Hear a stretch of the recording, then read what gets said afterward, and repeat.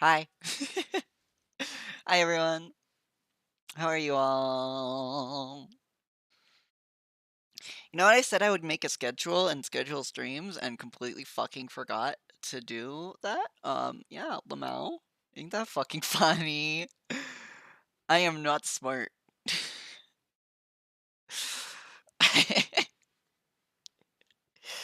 I am not smart. Um, I scheduled streams eventually, just a day in advance, with like very little warning as to when this stream's going to fucking start. When's the stream going to end? Who the fuck knows? I'll see. There is no meme. This is just a threat. But yeah, we'll be playing Kuni today because it's a great fucking game. Imagine if schedule couldn't be me. Hi, Grizzly! Grizzly's appearance always makes me happy.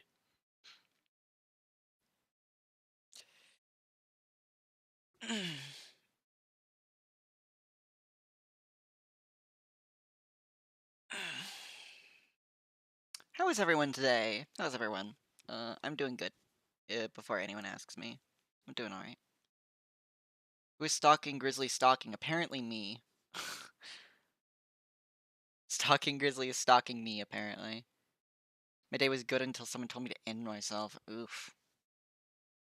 Live through spite. Don't actually live through spite, that sucks. But live... what's the quote? The greatest revenge is a life well lived. That is the vibe. That is my vibe, more or less. I spite those who wish me to die by living better. Get fucked, idiots. Anyways, let me swap to video gaming. Oh, that's away. That's the wrong one. Also, I need to actually allow the game, change the game capture to capture Ni no Kuni instead of DRG like it was before. Also, speaking of, who among you was actually at my DRG stream that I did just fucking randomly? How to throw money at people on YouTube. They have to have monetization enabled, which I don't have because I need 1,000 subscribers for that.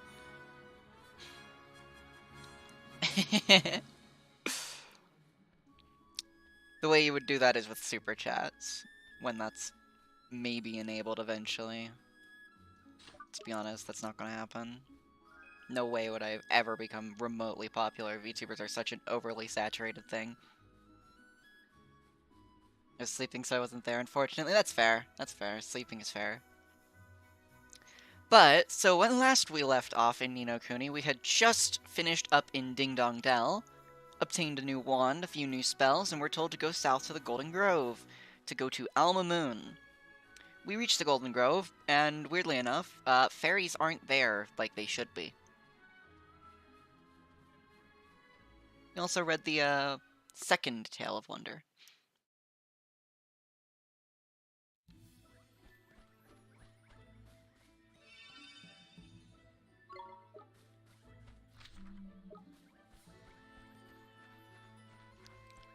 So pretty.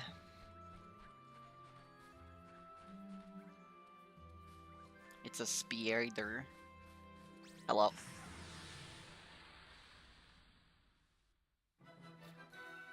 Yes, he is. Talking Stone is still here.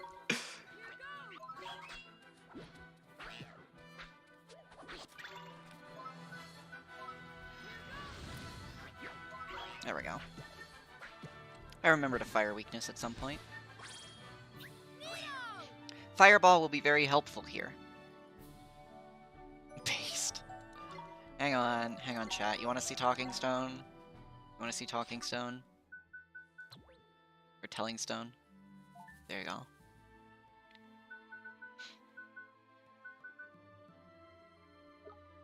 Happy now? Sandwich just sitting in the middle of a chest in the middle of the woods. Totally safe to eat.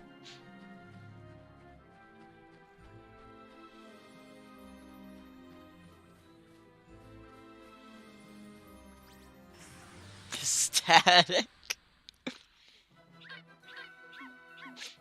Ah.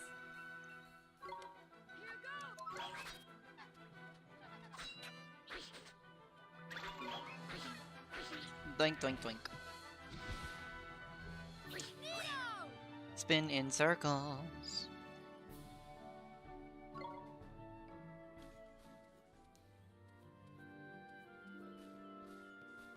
Gotta confess you something. You know I love Ni no Kuni, but I honestly don't like Ghibli movies in general.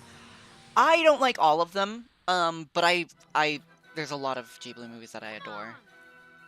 Mostly because of just the fact that it's like, it was part of my childhood. They're good, but some I don't like.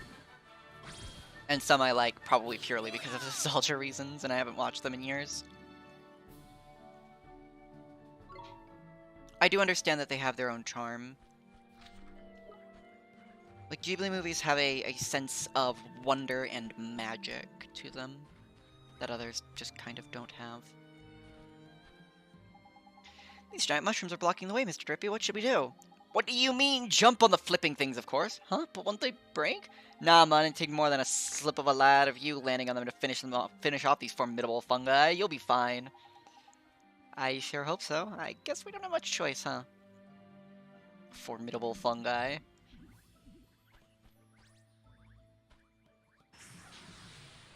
I grew up in Latin America. We didn't have Ghibli in childhood. We had Dragon Ball on national cable. Let's do it. Yeah, fair.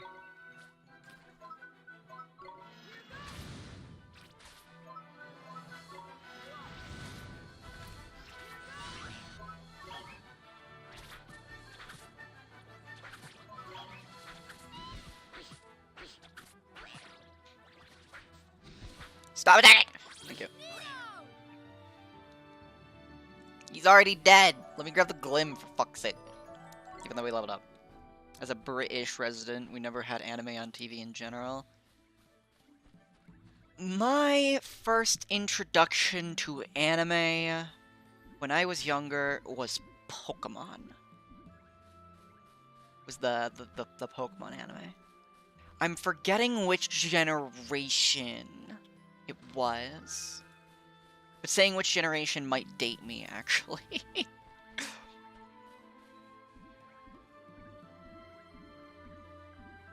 Nah! Oh, we're good. I will say the first Pokemon game that I ever played was actually Heart Gold. Which, yes, I know, big oofers. Big oofers to me, because Heart Gold and shit isn't, like, isn't great. Gen 2 is not great. I understand. A lot of people do not like Gen 2. There we go. But Gen 2 has a special place in my heart as being my first. I think it's better than Pokemon Sword and Shield, though. Accidentally doxing yourself? Did I do that? Did I say something that might give away my location in the past that I no longer live in? Spooky. Oh boy, I'm so scared that you might locate my childhood home. Midden Shield, yeah. The best thing about Pokemon Sword and Shield was its music. Sword and Shield had really good music, and that was about it. Dynamaxing was kind of mid.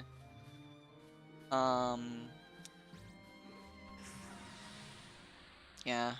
It's the fact that different, different different versions had different gym leaders was neat. I played alongside a friend, and I had Sword, they had Shield. And I was like, oh, so what was your strategy in this gym? And they're like, what? That's not a gym I have.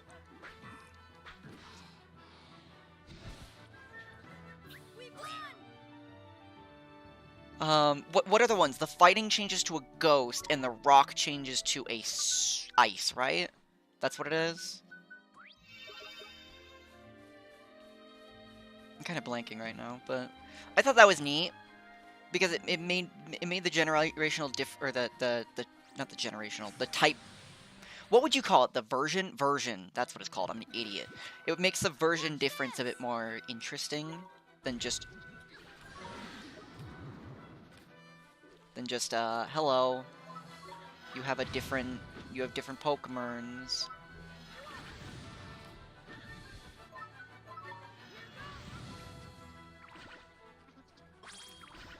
Even with the lowered attack, we should be fine.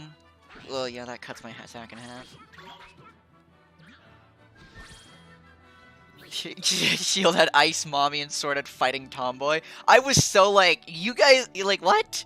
You guys get a really nice Ice Gym leader, like, probably one of the best looking Ice Gym leaders we've ever had, and I get, like, not? Look, look, while I am definitely one, I definitely am one, I don't like tomboys. I don't.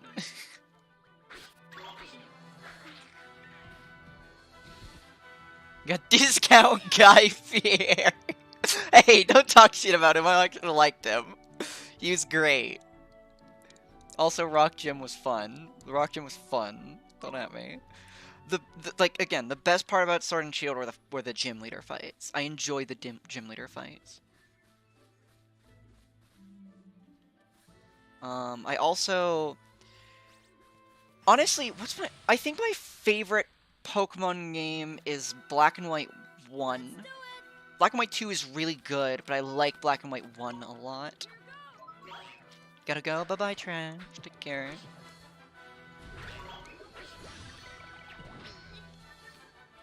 But I enjoy Black and White 1. But honestly, I think in terms of actual playing through the game, Ultra Sun and Ultra Moon are ridiculously hard. And I like it that way. I remember doing... So I haven't done a lot of Nuzlocks in my day and age. I haven't. Because I think I've stated before that I just kind of don't have the energy for stupid, difficult content anymore in games unless I really want to. Or I have people there to push me through it. That's why, like, doing a Soul Link Nuzlocke would probably be the only way I would do a Nuzlocke nowadays. Maybe. Or if somebody encouraged me to. But I did do a Ultra Moon Nuzlocke at one point, and holy fuck is that game hard. I did get really, really far before losing, but take a wild guess.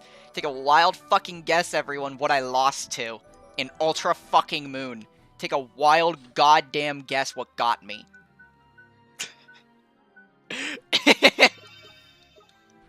It's really obvious to anyone that knows fucking the Ultra games. It's very obvious. Ultra Necrozma, yes. That fucking fight. That fucking fight. It is so horrible, but so great, and I love it. He kicked my fucking ass. Literally swept through my entire team in 6 fucking turns. I was so not prepared for it. Ultra Necrozma is mad fucking scary. Mad scary. Very first time I played the game, I had to toxic stop.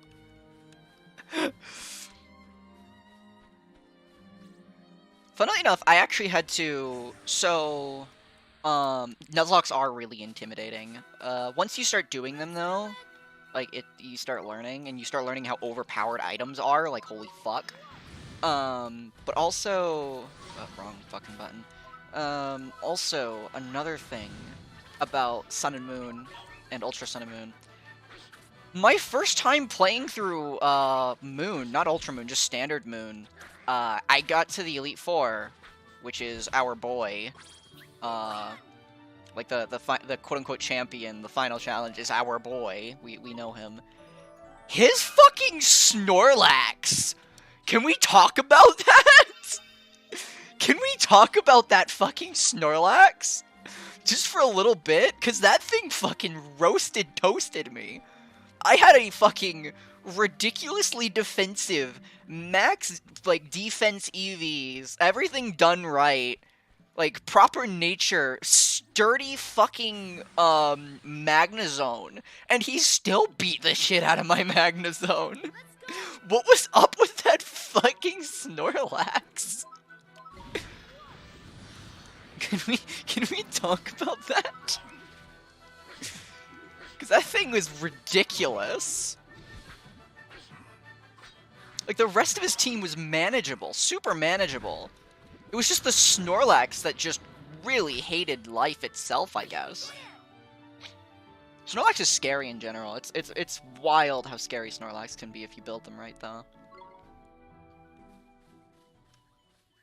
Yeah, I ended up actually failing to that Elite Four at first. Like my first time playing through it, I actually failed. I lost. Springlock. But I ended up effectively toxic stalling the fucking Snorlax. Yeah, best Pokemon in Gen 2. Snorlax is scary as fuck.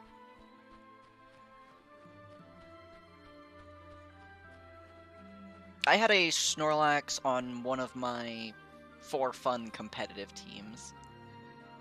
By the way, guys. Anyways, let me go back to talking about Ni no Kuni. Remember that story I read? The 12 Tales of Wonder? Remember what happened to the squirrels?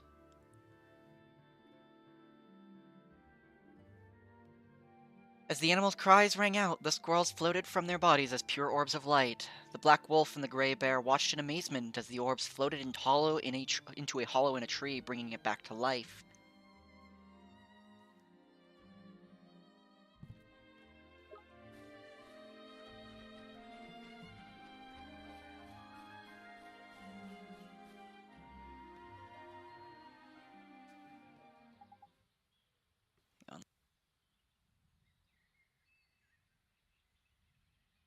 Jeepers, what is that? Tidy, it's a familiar egg. A familiar egg? But didn't you tell me that familiars come from people's hearts? That they do, my lad, but not only from there. Familiars can be born wherever there's plenty of what you might call life force, see? The sky, the sea, the forest, the field, it doesn't matter where it is, Ollie boy. When enough life force builds up, out they pop. In fact, they can even be born from everyday objects if they're used long enough and loved hard enough. I know, mad, ain't it? Wow, force sure sounds powerful. So this egg is made from life force building up here in the forest, huh? There's quick you are. Life force is a mysterious and potent energy filled with wonder. But the results ain't always magical. Sometimes, instead of friendly familiars, wild and vicious beasties are born instead. You mean the creatures that are always attacking us? The very same. And the only way to teach them not to go around attacking people is to fight back, ain't it? Don't look so worried, Mun. We don't kill the poor things, we just send them somewhere where they can't bother us for a while. Okay. I wonder what kind of creature will come out of this egg. I can't wait to see it hatch. Well, you'd be waiting a while, Ollie boy. Look at the bits of the tree around the edge of it. All withered they are. Seems like the forest life force has taken a turn for the sparse. That must be why the fairies have all cleared out too, eh? Sorry if things stay as they... sorry, but if things stay as they are, this egg ain't hatching anytime soon.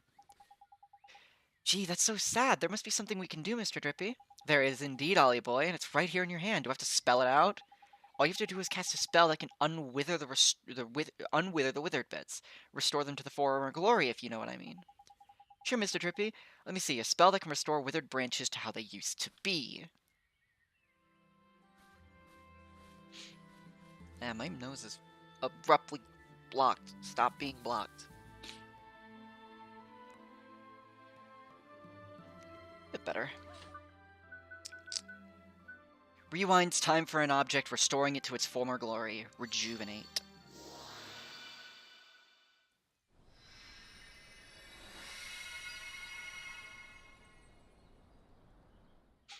Tidy, look, Ollie boy, it's hatching! Witness the miracle of new life. Jeepers creepers, should we help or something? Hello. Neato, it hatched! We did it, Mr. Drippy! Ah, there's beautiful. Nothing like a good old hatchling to get me welling up. I think he likes you. He's cute. Okay, little one, we have to go now. Enjoy your life here in the forest, won't you? Eh, you ain't taking him with you, Ollie boy? He only just hatched, Mrs. Drippy. I can't let him come with us. It's too dangerous. I mean, you've got a point, I suppose. Fair enough. Righto, Litley. Look after yourself, eh? Bye for now. Goodbye and take care. Bye-bye, little thing.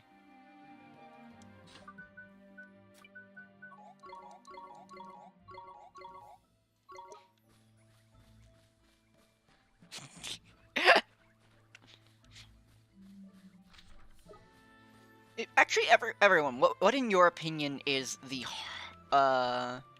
most difficult Pokemon game you've ever played? Not like in terms of like it's actually super hard. Just at the time you played it, it was hard, I guess. Because I'm curious.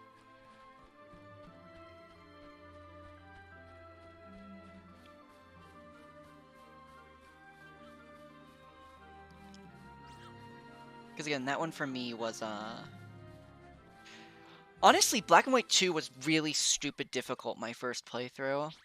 Because I was super young and stupid. Yeah, I think it had the hardest first playthrough for me. Well, look who it is. It's the Litley from before. How do, young'un? Did he follow us? Looks like he wants us to follow him now. Is there something he wants to show us? I wonder, maybe he's found some of my fairy buddies, huh? Speaking of fairies, he looks a lot more like I imagined a fairy would look than you do, Mr. Drippy. Oh, he does he? Well, that just shows what you know, doesn't it? Cheek. Follow the friend.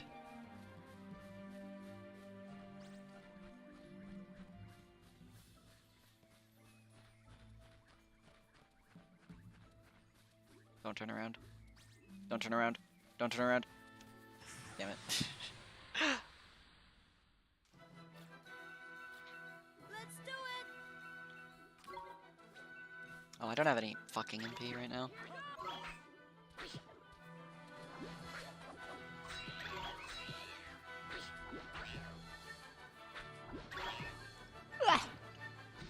Yawn. Much yawn for some reason.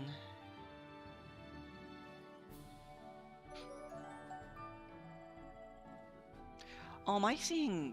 Oh, fucking hell. It's on top chat again because it defaults to top chat. Sorry if I missed messages. Sorry if I missed messages. Because of, yeah. Because of stupid fucking top chat. Angers me. Hello, Stelia. How are you? I'm good. I'm good. Pokemon Diamond because Cynthia. Oh, fair enough. Diamond. Yeah. That is fair. I didn't play Diamond or Pearl. I played Platinum. But I played Platinum way later. Of course it does, you plunger. It's a page from the Wizard's Companion. And it's finders keepers around these parts. That's the law of the forest. You know what I mean. Just grab it. Neato. Quicken growth. How useful.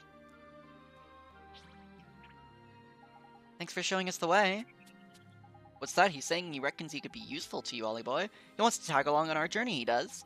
But he's just a kid. It's too dangerous. Ha, cheeky little so-and-so. Look who's talking, he says. He means you're just a kid yourself, ain't it? And he's got a point. He really said that, but... Don't fret, Ollie boy. Creatures like him are born to be familiars, and traveling around with wizards like yourself is what familiars do, ain't it? Gee, I guess. Okay, you can come with us. You better give the little fellow a name, then. That'll seal the deal. Make you officially his master-like. Okay, what name? What do we call it? What do we call this little leaf fairy thingy?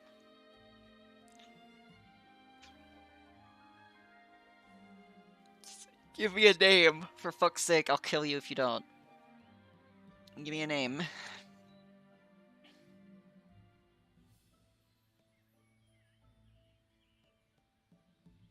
Grab a drink while I wait.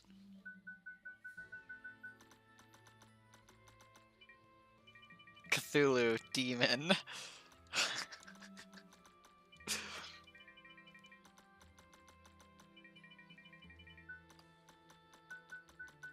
There you go, there's his name.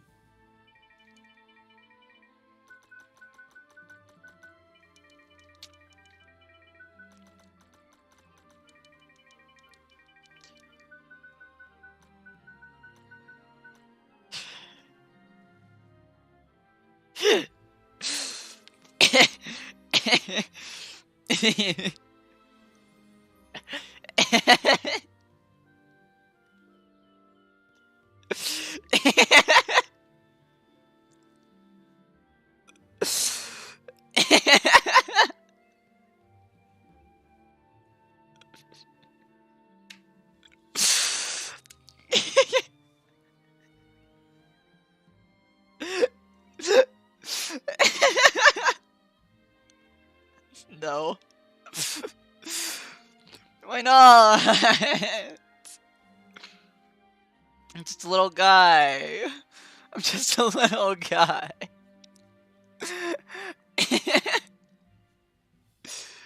just a little guy. Come on. Just a little guy.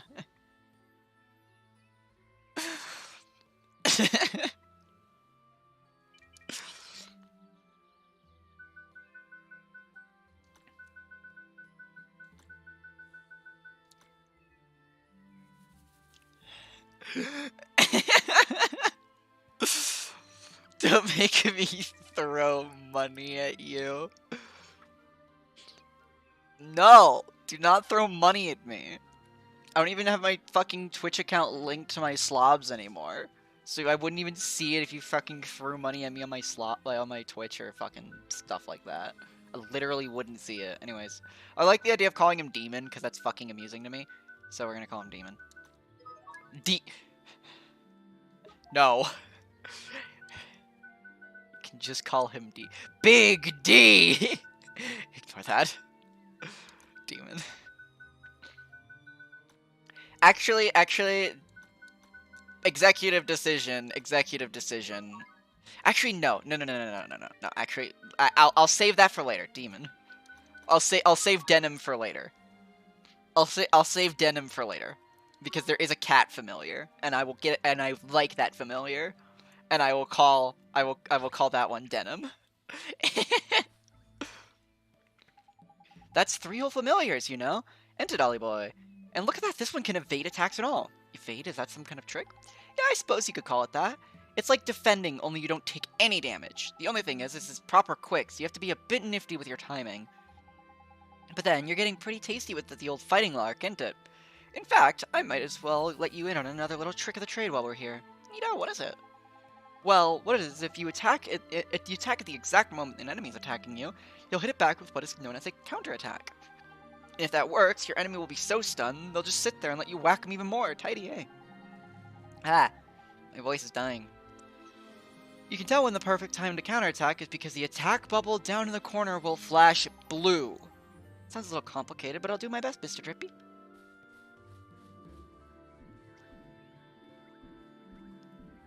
Yes, we've kind of been able to do that this entire time. No, I haven't really cared enough to do it.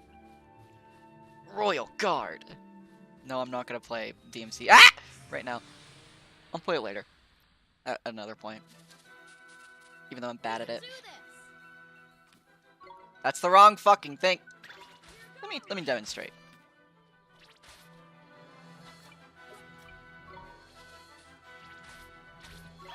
Damn it.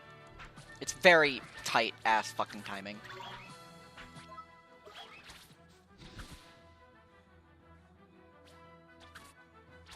When?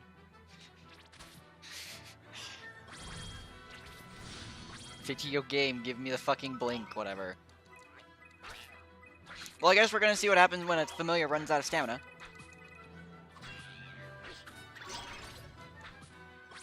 See how they're doing 1 damage now? And they move stupid slow? That's what happens when a familiar needs to recharge.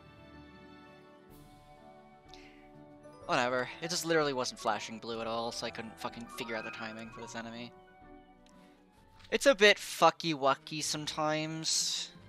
It's why I don't do it. No. How long are you gonna chase me?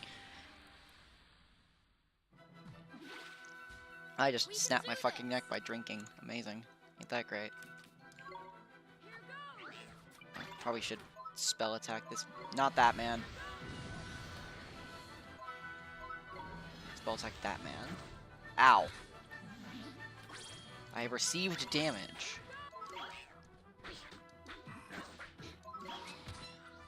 1, 2. We won! Ah, I can't wait till we can. I can't wait till we capture familiars. Because there's a lot of familiars I want. Also, speaking of which, that spear we got earlier, we can give it to this one. Because they use spears.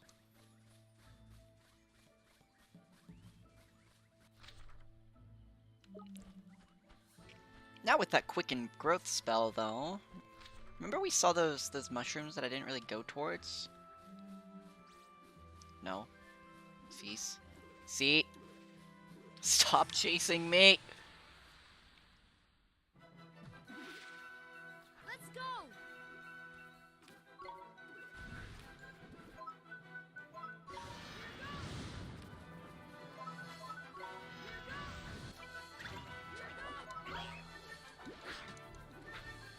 Also, I just realized I haven't demonstrated quick casting at all, have I? Oopsies. So when you're casting a spell, you can press and hold on the stick, the movement stick, so the left stick, and you will cast faster.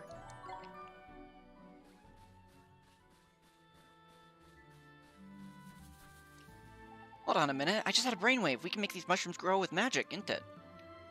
Yep. Quicken growth. Speeds of the growth of plants, but shortens their lives.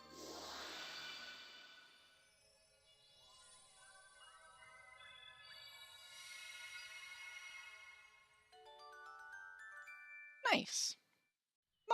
Mushroom stairs.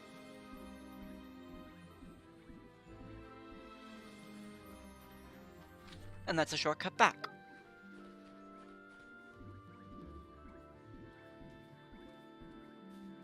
Don't you attack me, don't you attack me, don't you attack me, don't you run. Fuck.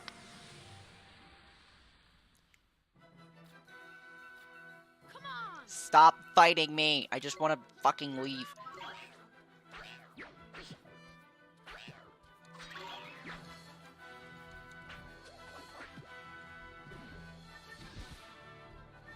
Neo!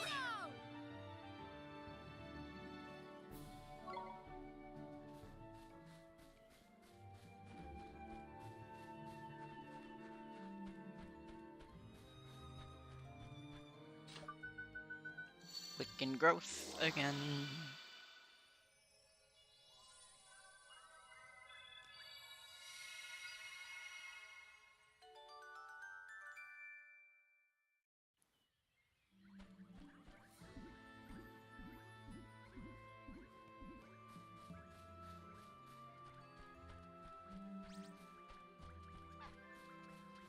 Damn it.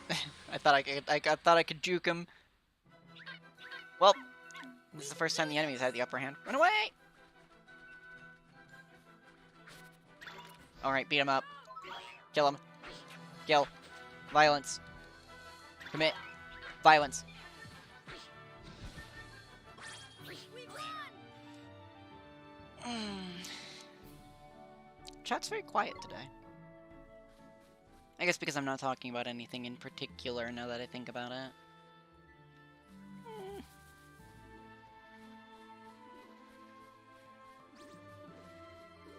Let's talk about how everyone in fucking Destiny 2 PvP is dumb as fuck. Let's go! No. That's a joke. I'm not going to... I'm not gonna talk about that.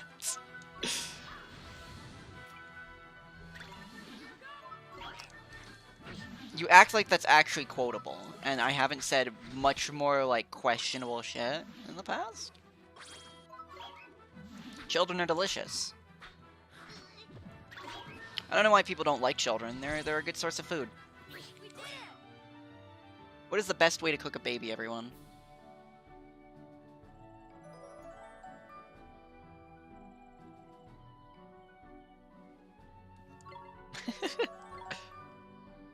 What is the best way to cook a baby?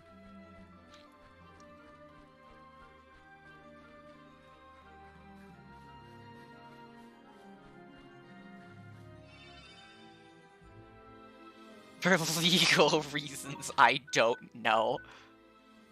Frying. Do not deep fry a baby, okay? That's actually one of the worst ways you can do. Do not deep fry a baby.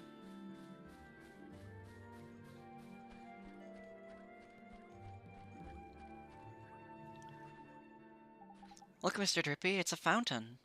But it's all dried up. Dearie me, this isn't too pretty, is it? But now we know what the problem is, at least. We do? Well, this is the spring of life, ain't it? It's what put the plenty in Forest of Plenty. The reasons the fairies have Scarbird and that tree and and the tree that familiar egg was in all withered was because the spring by here has run dry. Of all of the low moves, who would do something like this? Proper despicable at it. Uh-oh. What's wrong, Mr. Drippy? I've got a feeling in my lantern that the culprit is about to appear. He is? Trust me, man, it's always how these things happen. I wouldn't know, I don't interact with them. Much like women, children scare you. Then why are you here if women scare you?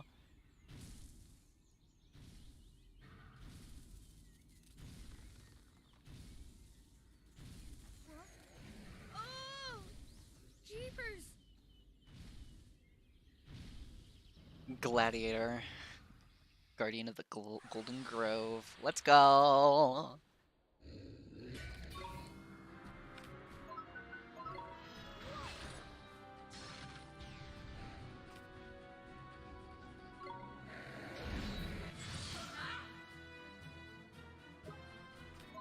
I'm out of my mind on perks right now.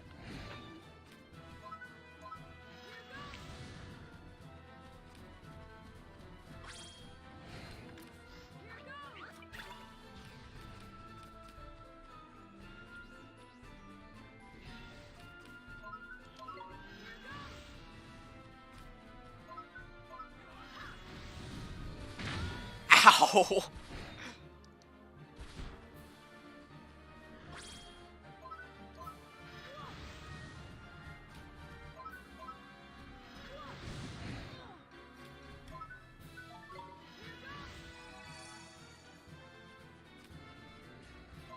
That hurt a lot.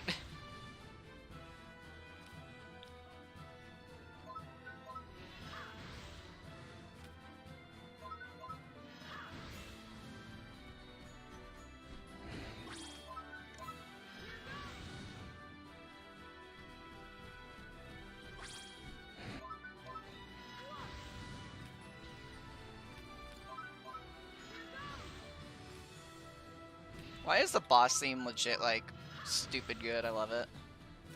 I know why, because all this game's music is stupid fucking good, but, like, yeah. Your PC shut down? What? Why? Uh-oh. Yangi.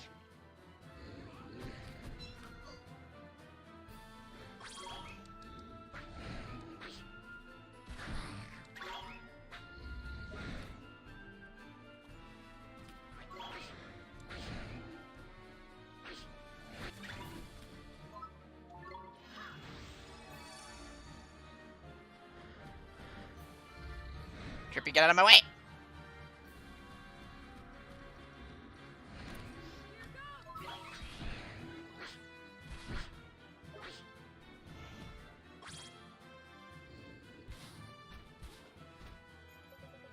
Got a bad feeling about this, Ollie boy. He looks up like he's about to go flipping ballistic. Put up your guard, man, quick.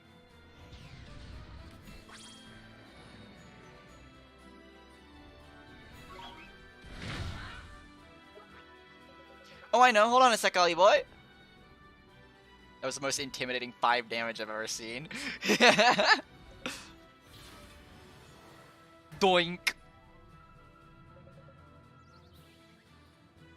Thanks, Rippy. Holy fuck! 2 gold glimpse! Hurry, hurry, hurry, hurry, hurry. Holy fuck, 2 gold glimpse just dropped at the same time. I don't think I've ever seen that. Holy shit.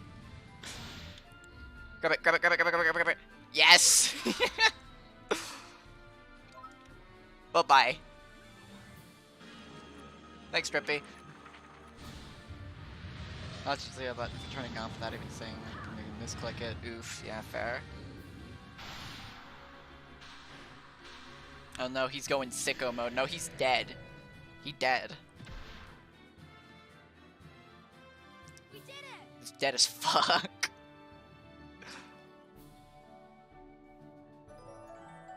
You have your whole life ahead of you. No, the fog is coming.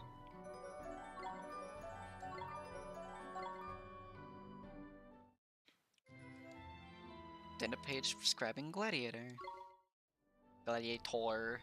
Gladiator. Kill me. Bye-bye. Thank goodness, that horrible creature is gone. That wasn't just any old creature, Ollie boy. That was the guardian of this here forest. Guardian? You mean like the guardian of the woods? That I do. It's like I said, isn't it? Life force can make things pop up all over the place. And in places like this forest, the desire of the inhabitants to protect their homes gives birth to a massive guardian beasties, see? Beasties like that one you fought over in the deep dark wood. And the lad we just met. Don't know if you noticed, but his eyes were proper funny. You don't think Shadar? I wouldn't be surprised if he had a hand in this sordid little affair. Drawing up a spring is just the kind of low-down trick he'd play. Knickers, well, the Guardian is back to his old self, but what are we going to do about the Spring of Life, hmm? I've been thinking about that, Mr. Drippy.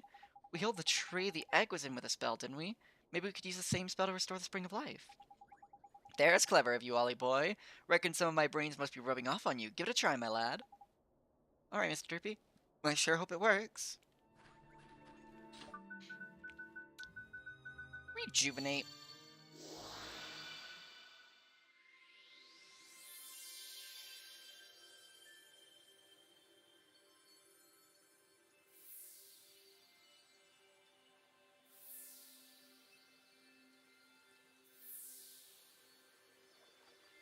Fish.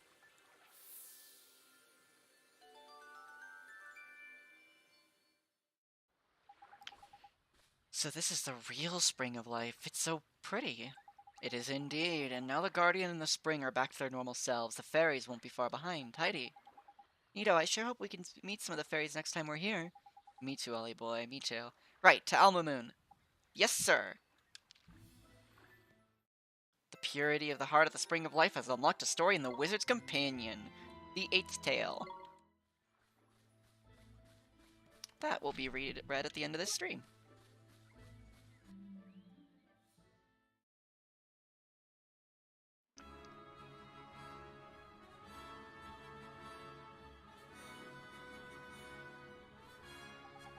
Right then, Ollie boy, I reckon there's some proper nasty monsters around by here. Don't try and be a hard man to take them all on. Just hurry up and get to Alma Moon, isn't it? Yep. That was the plan.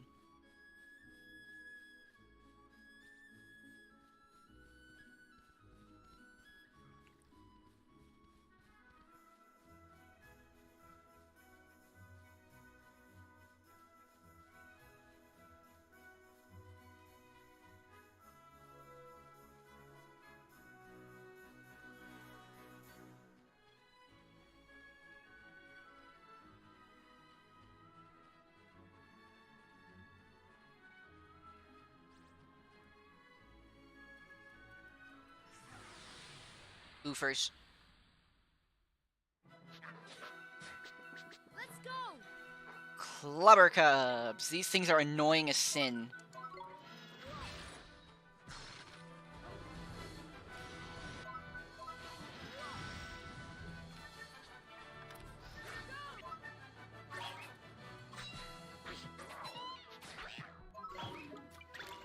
Yeah, I probably shouldn't have done that. Warcry Hurdy.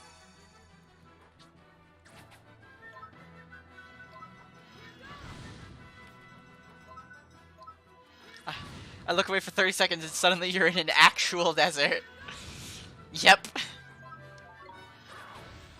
Ow. He still has his attack boost. Fuck you. Go away. Stop. We won! Ah, I can't drink out of cups. Anger.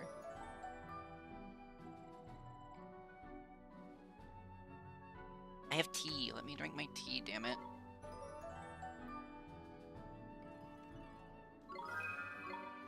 healing tier. Nice.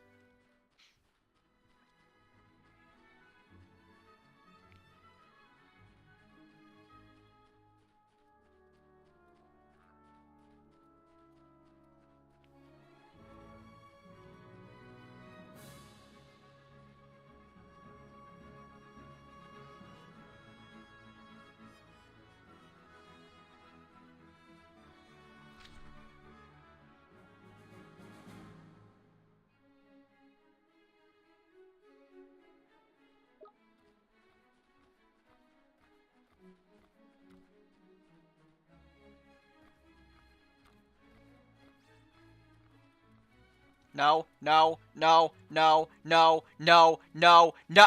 Okay. Go away. Let me go to fucking Alma Moon.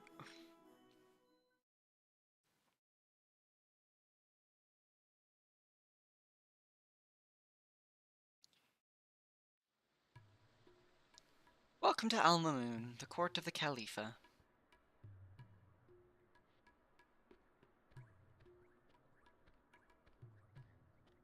Here we are, Alma Moon.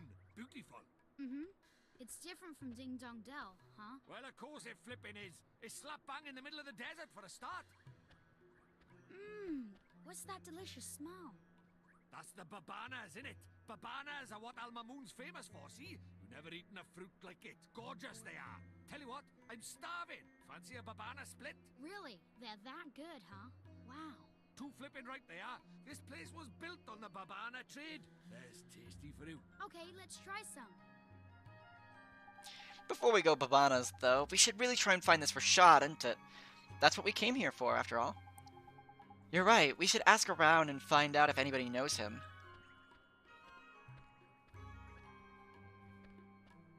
Excuse me, sir. Do you know where I can find the Great Sage Rashad? The Great Sage Rashad. It's a long time since he was called by that name. These days, you would better to ask after Rashad, seller of Babanas. He sells Babanas? You mean he's not a sage anymore? But getting him to teach me about magic was our whole reason for coming here. There's worrying. Still, we were after a Babana split anyways, so we might as well stop by and see what's what, ain't it? I guess. Okay, let's go find Rashad. No, what we're going to do is we're going to run around and do every single side quest we can find.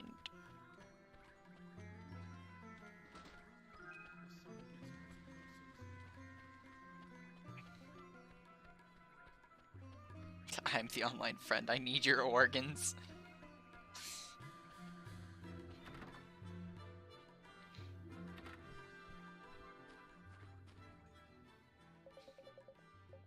Our immortal restraint.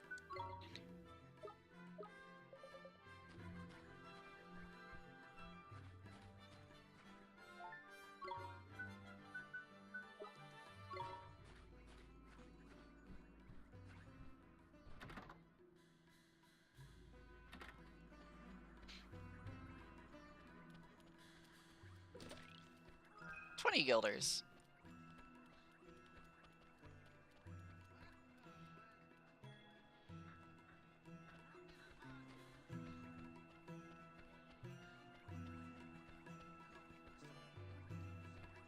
It's no good, I just can't be bothered, leave me alone. We were so filled with beans when we set out from Ding Dong Dell. I think we're traveling merchants, you see, but since we arrived in Alma Moon, my husband has completely lost his will to sell. And after we went through all the trouble of leaving Ding Dong Dell to travel the world and earn enough money to open our dream shop. Who cares about the stupid shop? Selling things is such a lot of effort. Let's not bother anymore. Well, this doesn't look too good, does it? I reckon our friend just might be feeling a bit under the weather. I see you're going to be no use. I'll just have to work for the two of us then, won't I? That, or we could mend his broken heart. One hubby-size helping if enthusiasm should do it. Should, Yep. We need to find some enthusiasm. Fortunately. Hello, give me your enthusiasm.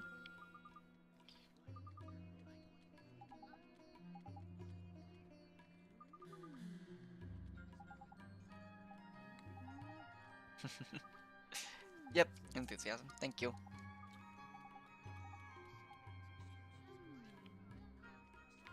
Oh wait, I already have enthusiasm, I think. I left with it, right? Yes. Give heart. Yeah, left Ding Dong Dell with some enthusiasm.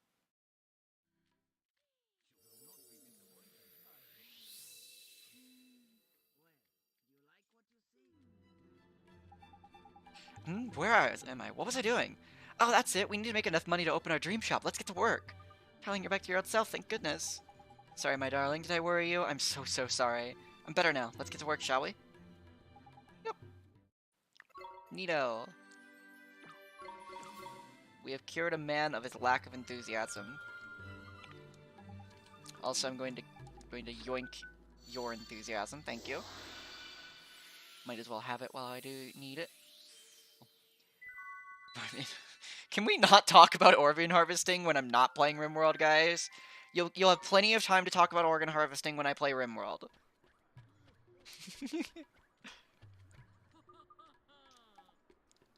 My soul, my one, my only dearest husband, has traveled to the Golden Grove in search of delicious mushrooms, but he's forgotten to take his lunch. Because they're disastrous. Yeah, I guess that is kind of bad. They must be real hungry by now. He must, oh he must. And the wild beasts of the forest prevent me from delivering it to him myself. Oh, whatever shall I do? Golden Grove, huh? That's the giant forest we came through, the one with all the giant mushrooms. That it is, Holly boy. The fertile forest of fabulous flora and fauna. It's a proper good place to go in search for a bit of grub. So you're familiar with the Golden Grove. Then I must make a most urgent request of you. It is a great inconvenience, I am sure, but this is an emergency. Please, you must deliver my dear darling husband's lunch to him. Yep, sure. Nah. I want to eat your organs. Jesus Christ, Ellie.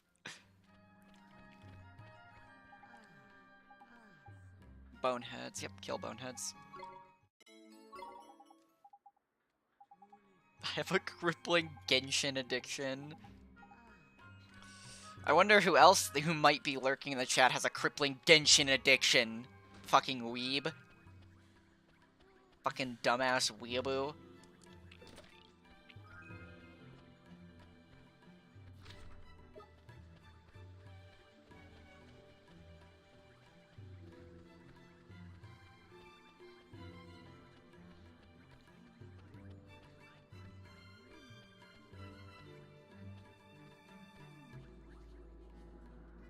In my defense, the men are also hot. Disagree.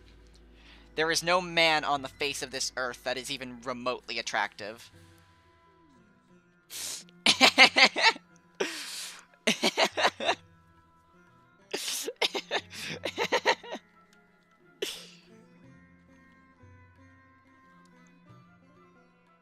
Cope, shut the fuck up. Excuse me, are you Mr. Rashad? Yes, I am. Mr. Rashad, sir, I need you to teach me magic. I need you to teach me the most powerful spells there are, so I can defeat Shadar. Defeat Shadar? You? Yes, sir. Your journey has been wasted. I no longer practice the magic arts. Huh? But why not? I thought you were one of the 4 great sages who knows everything there is to know about magic. It matters not what I was. I use magic no more.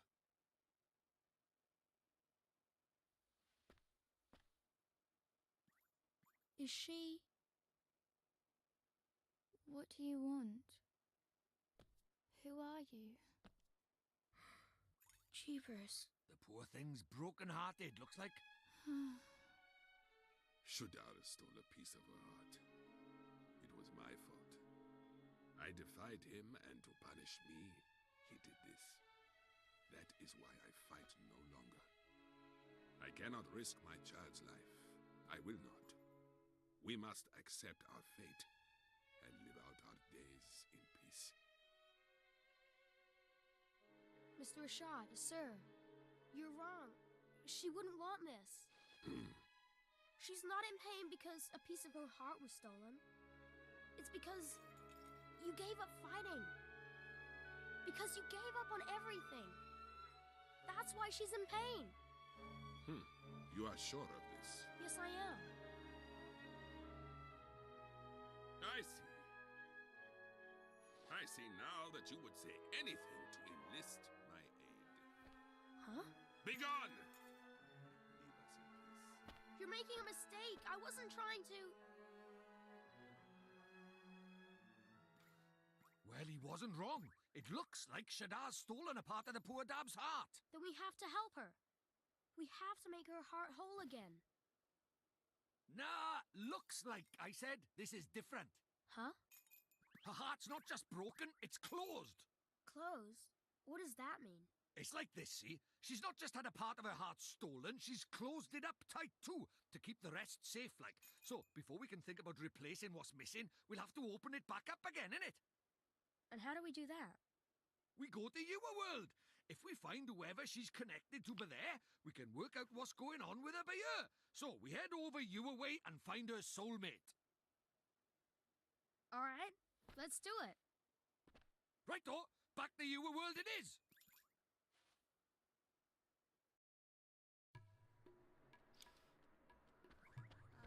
Yup.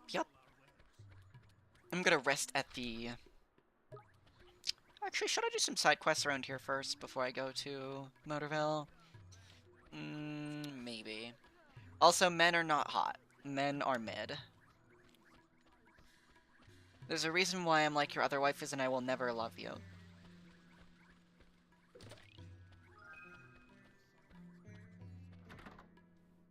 Also, femboys are overrated, cringe, dumb as fuck shit, and I hate femboys.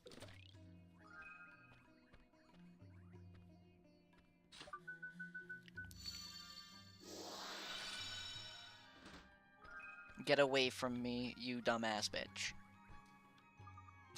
That is my opinion on femboys is stay the fuck away from me. I'd say we can be friends, but I have never once met a femboy who openly described themselves as a femboy that didn't go, well, I'm technically, like, partially a girl, and like, you're a lesbian, so you're like, attracted to me, right? No. I'm not. I don't care how feminine you are, you're still a man.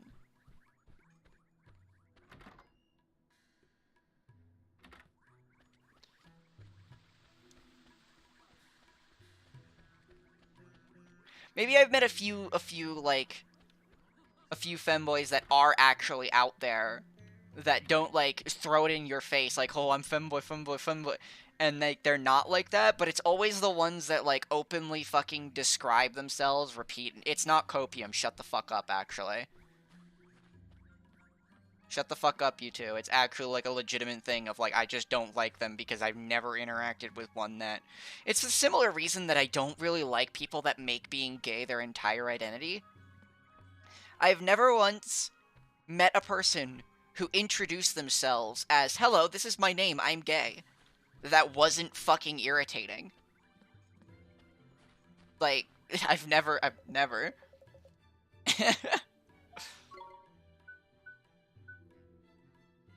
So, it's not coping, it's just I actually am right. And we all know it. It's literally the same exact thing as those people that are like, I am, that openly are like, I am a, oh hello, my name is this, I'm gay. It's like the same exact fucking thing as those people. And it gets extremely fucking tiring.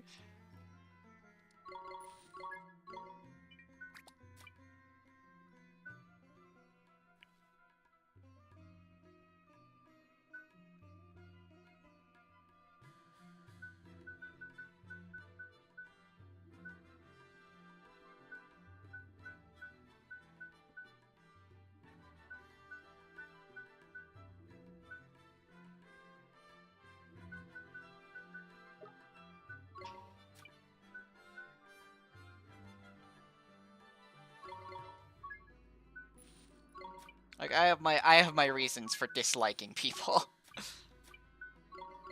And I always will. I am nothing if not the most fucking based motherfucker in the room. Because all of my opinions aren't formed by stupidity. They're formed by generally reasonable fucking assessments. Yeah, you can have the fictional femboys. IRL femboys are really cringe most of the time. Again, there are always exceptions to every single thing. But There's always exceptions, but at the same time, I'm not going to look around for the exceptions. Also, the fact that I am what is called a lesbian. I am a gay as fuck female. I am one of the most gay as fuck females you ever fucking see. Like, I'm stupid fucking gay. It's ridiculous. So if you are a man, I'm not attracted to you. And the thing is with femboys, is the femboy identity is specifically attached to being a man. So, lol. To be honest, I'm the same way. I don't like when people shove it in my face. Yeah. Like, the thing is I don't introduce myself as like, hello, I am Stelia Lupus. I am a lesbian. I only bring up the fact that I'm a lesbian when it's relevant to conversation, like now, of like, another part of the reason why I don't like femboys is I'm a fucking lesbian, and they're like, well, I'm kind of a girl technically, and I'm like, no, you're not. You're still a man. Go away, you stank ass bitch. Let's go.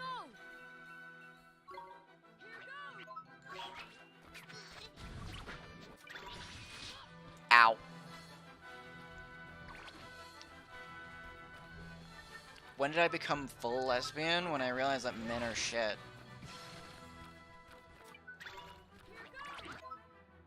I've kind of almost always been full lesbian, I'm gonna be real.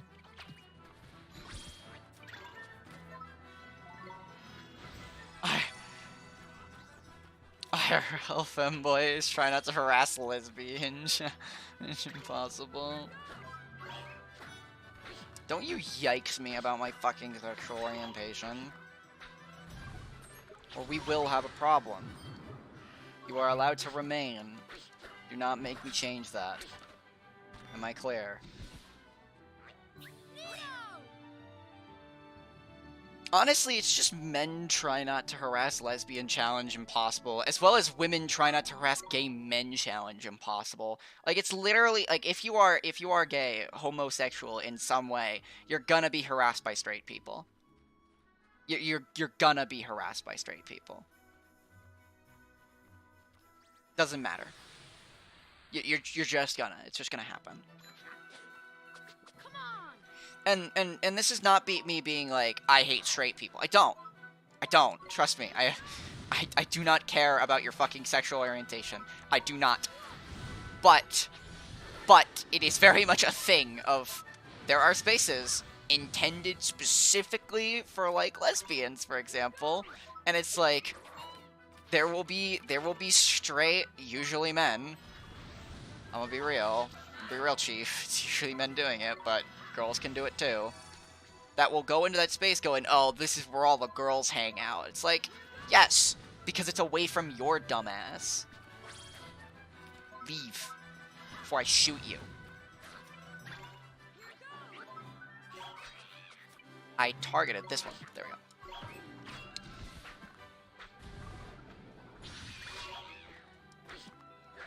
Yeah, sometimes I don't like the LGBT community because some part of it just... Yeah, exactly. Like, it is a thing about, like, outside of the community, nobody gives a shit. Most of the time. Inside the community, you are constantly labeled as your identity. Which I'd imagine is really rough for some people. Like, for people who don't want to be labeled as their identity. Or not their identity, but what would be the right word? Labeled as what their label is. Like, they don't want to be part of their label, it just so happens that their label is what it is. And they're forced to constantly be reminded that you are this, you are other, you are that, you are this. And it's like, it sucks. I hate the LGBT community, I hate normal people, I hate the entire world. Why do humans suck? Fuck you all.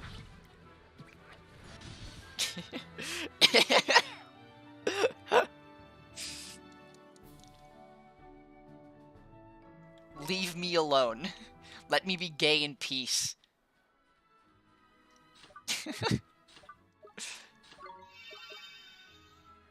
I don't care if you're supportive of me being gay. I don't need your support. I just need you to shut the fuck up. Let's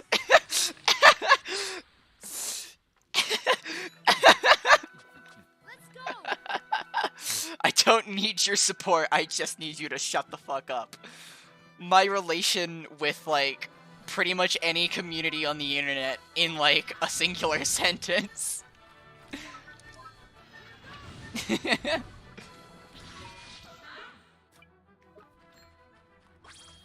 I know no one's stopping me, but either people hate me for being gay on the internet, or they're like, yes, you're so gay, oh my god, and I'm like, shut the fuck up, I don't care.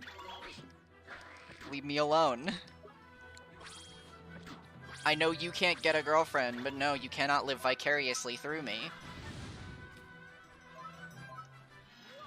I unironically despise the Yas, Queen Slay! I hate it. Fucking kill me.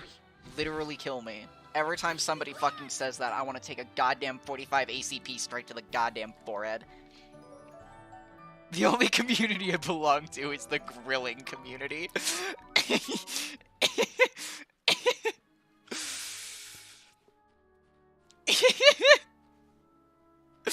I just want to fucking grill. I remember when Shitbird just wanted to grill. And then she became communist. Communism detected on American soil. Lethal force authorized.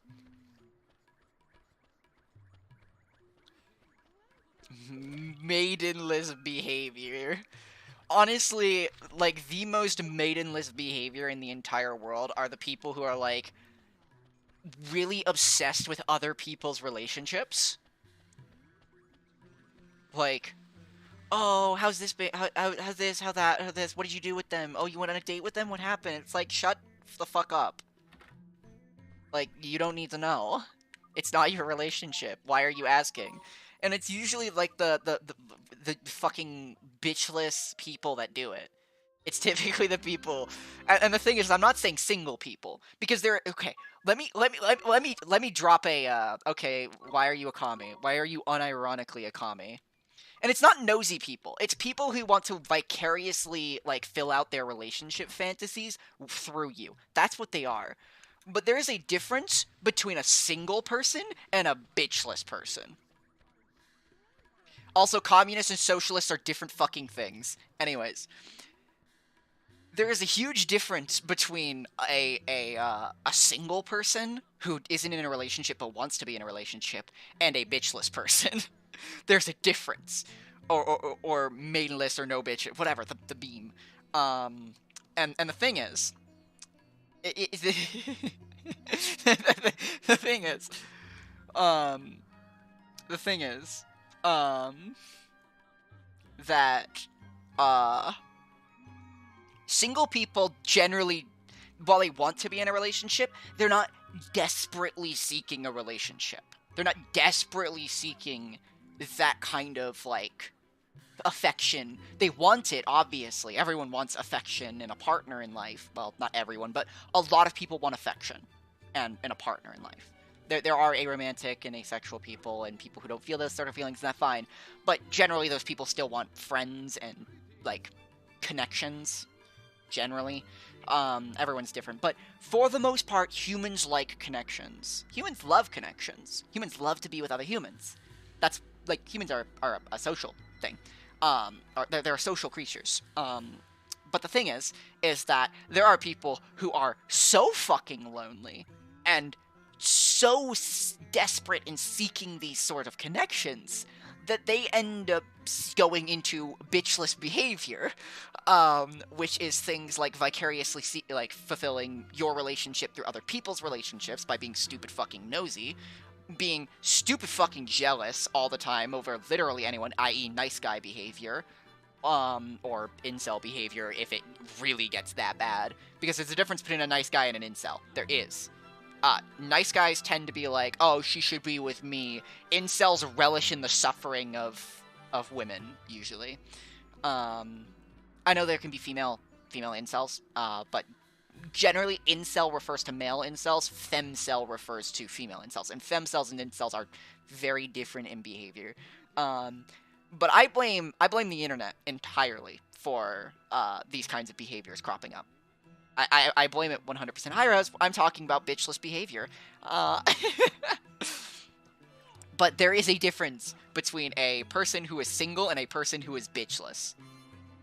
Like, there is a difference between the two behaviors. There's 100% a difference. Because single people are tolerable, bitchless people are not. That was a stupid fucking ramble.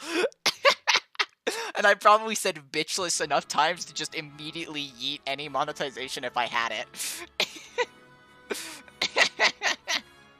Worth.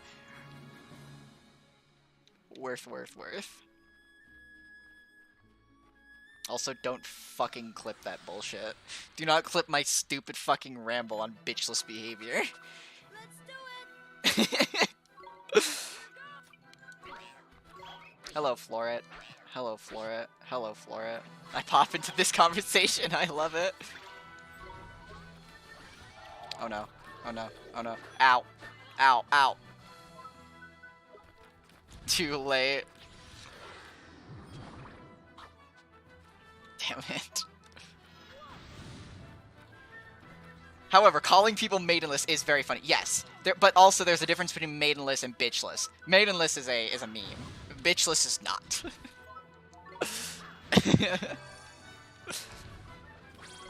The thing is, okay, here's a big difference between single people and bitchless people. Most single people are appealing enough to get into a relationship.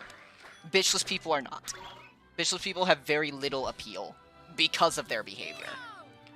Fun fact, if most, like, incels slash nice guys just, like, showered, went outside, like, stopped being a creep, started, like, maybe actually listening to the person they were interested in, instead of talking about their goddamn Yu-Gi-Oh! And Magic the Gathering decks for 6 hours on end, they'd probably actually be able to get a relationship. Because here's the thing with relationships. They're not really that hard.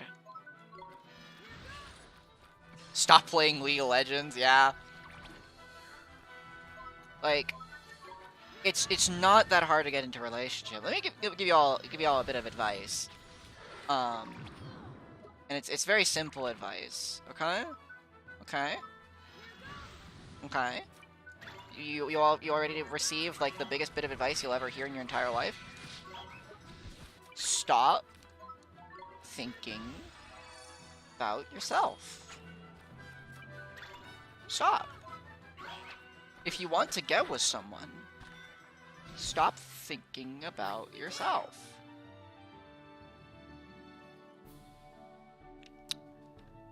This goes even to the self-deprecating people who are going to go, oh, I'm not egotistical. I don't care if you're egotistical or not.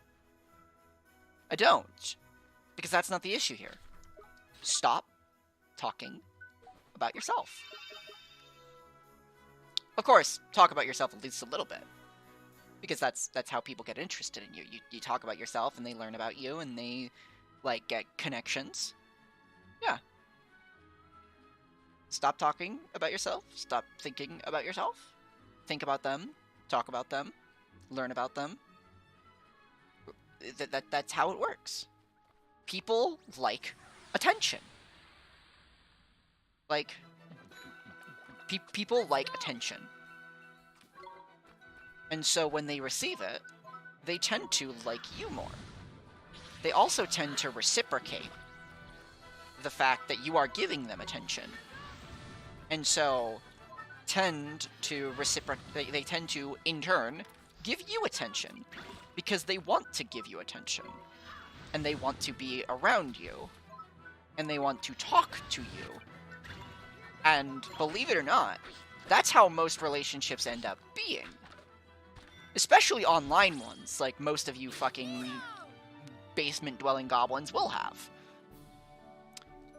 In an online relationship, a lot of the things that people do is sit and call together and just talk. Maybe play games together. But that's not even guaranteed. Sometimes you'll be doing two completely fucking different things. But you'll just be, like, talking and existing around each other.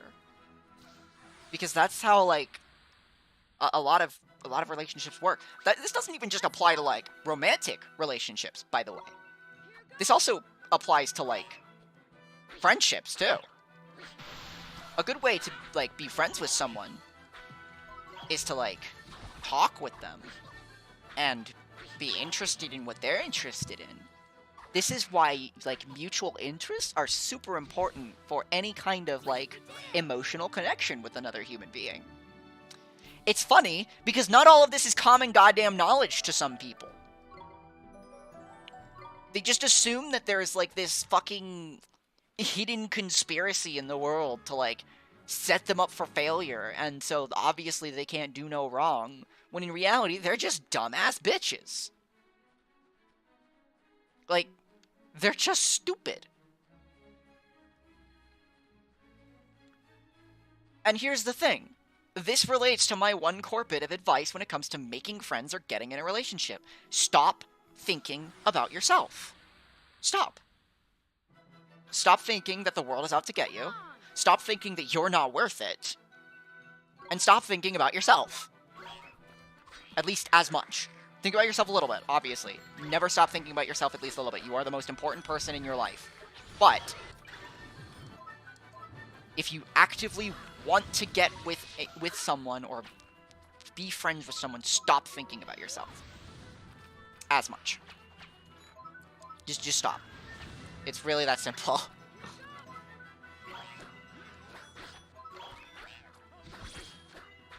And go outside, for fuck's sake. And stop looking at the world with such malice. Go sit under a tree. In a place far away from everyone else. And if you can't find a place far away from everyone else, just go sit under a fucking tree and have some headphones on so you don't hear other people. And look at the sky. Day, night, dawn, dusk, noon, midnight, I don't care. Go look at the sky. Sit under a tree and go look at the sky. Let's go!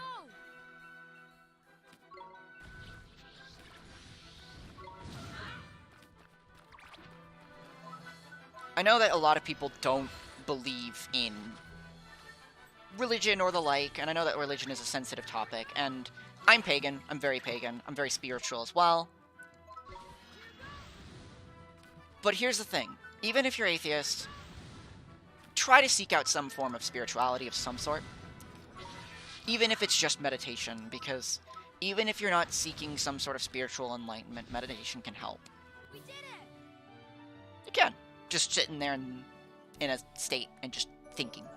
Basically putting yourself in a situation where you're just gonna think, and you're ready to think. Because that's ultimately what meditation is to a lot of people, is just sitting there and thinking. Even to me sometimes, and I use meditation for more than just that. I use it for spiritual enlightenment as well. But it is way more helpful than people give it credit for. It also, I guess, doesn't help that a lot of these, I'm just gonna call them Reddit neckbeards, who end up being these kind of bitchless behavior people, end up also being enlightened atheists, as the vibe says. I used to be pretty atheist as well, Come on! but that was more so as a rebellion against my dumbass family, I guess. Back when I was very angry at the world. Still guess I kinda am angry at the world, but when I was angrier at the world. My family is not pagan.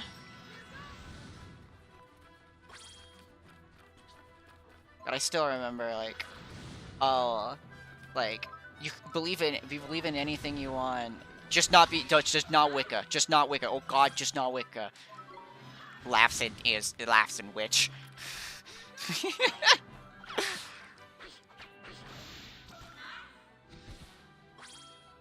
won! Alright, Rose, take care. I actually love going out. It's hard for me because I'm scared to fight some people. Yeah, fair.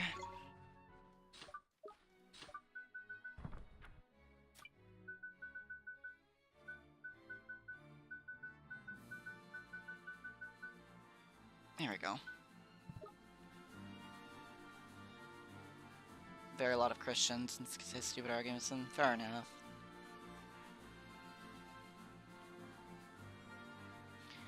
Yeah, ultimately, I'd say that the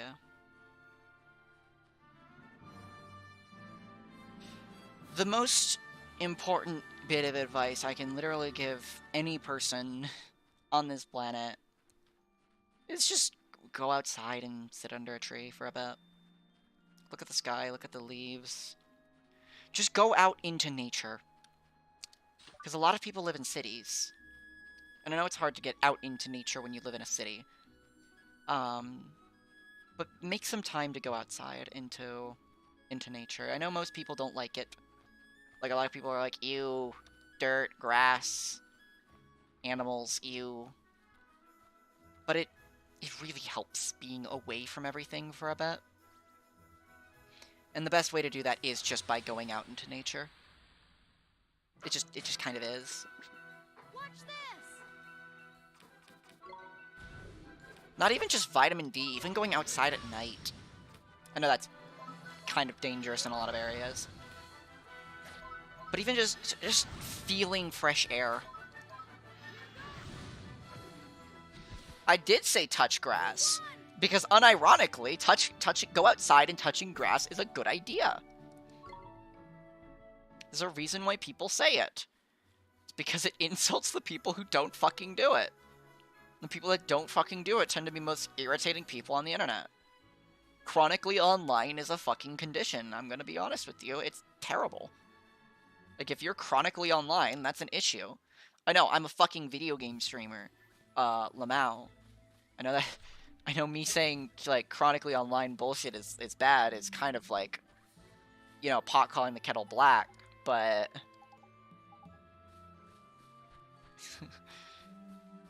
I at least go outside. And again, even if you don't want to go outside in the sun, because, let's say, I don't know, you have a condition, going outside during the night is still fine. Just go sit on your front porch. Like, just go outside and sit on your front porch. Don't have a front porch? Because you're, like, in a fucking apartment? Go outside and sit on your balcony. Or go out of your apartment block and sit outside. Just don't stay inside.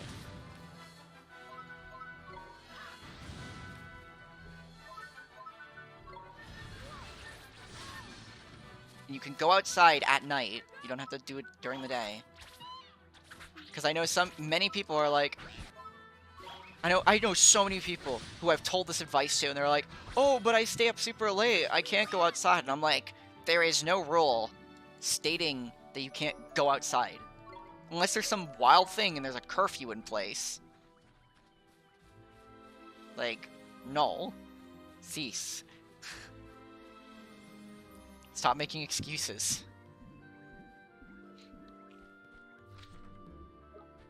Stop making excuses, just do.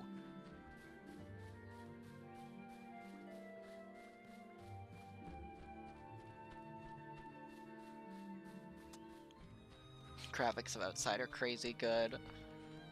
True.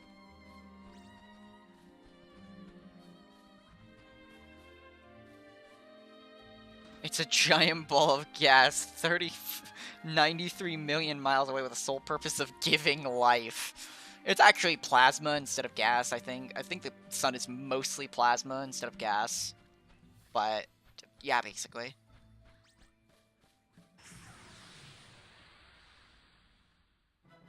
There are 3 states of matter looking ass when I heat them up.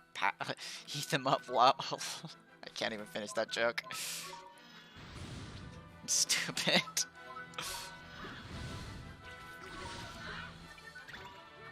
Reasonably, I could finish that joke, but also it's fucking stupid. So I'm not gonna. I've been let out of the pantry. Welcome back, plant. Ushi. Actual yeah, I will fucking correct you on that shit.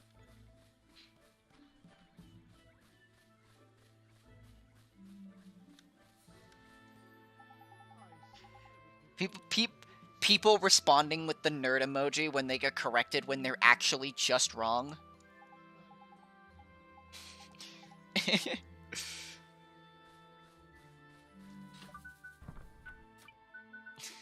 Dear anybody that responds with the nerd emoji just because you're wrong, it's not a counter argument. You just look like an idiot. We can do this. We did it.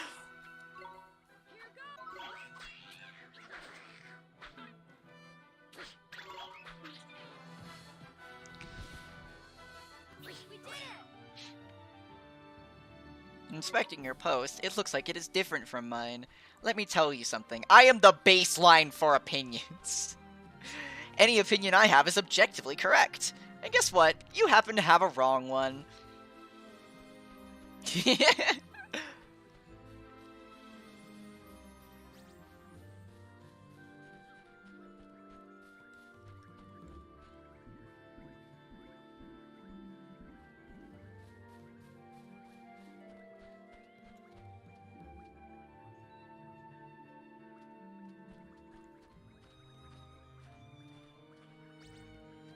Hello. Let's go.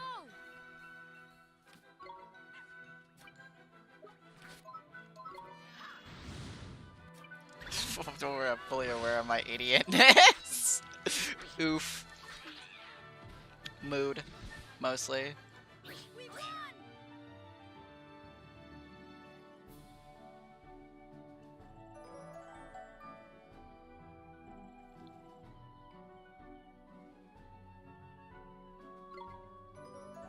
Henry. Why do you think I'm watching a VTuber? Because I'm tense as hell. Why are you watching me, of all people? Like, there's so many better VTubers than me. Why are you watching me?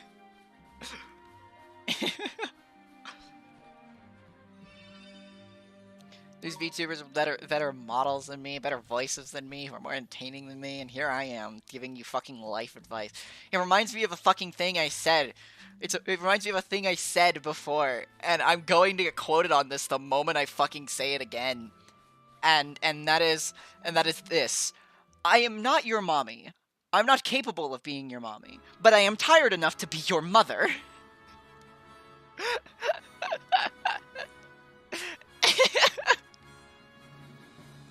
It's like it's actually true though.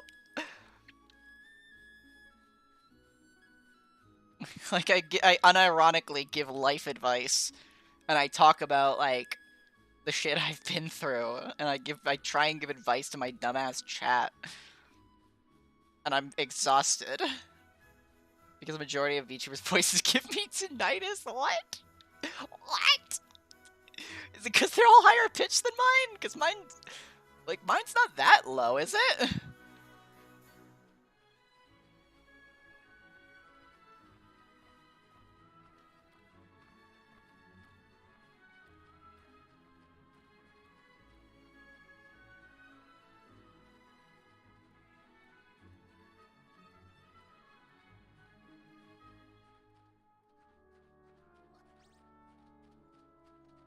No, no, no, no, no. Thank you.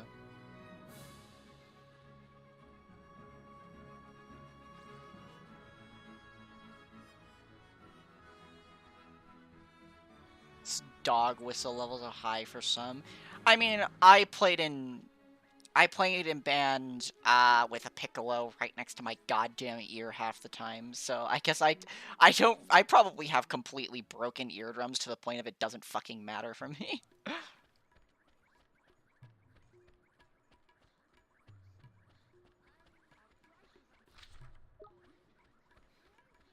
I agree, still he is an amazing content creator. Cringe.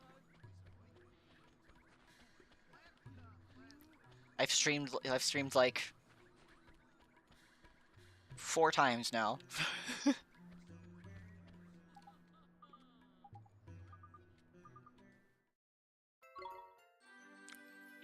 Yay, more stamps.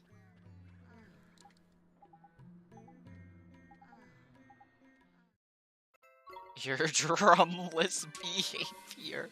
Me IRL.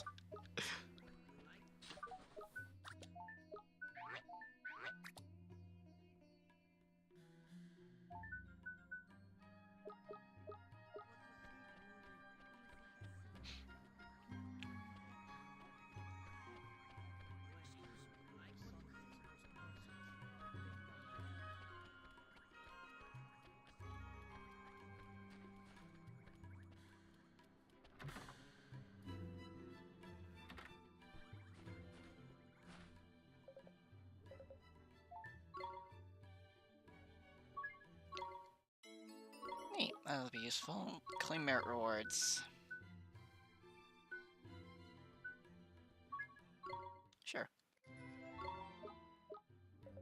Alright, let's go and go back to Motorville now.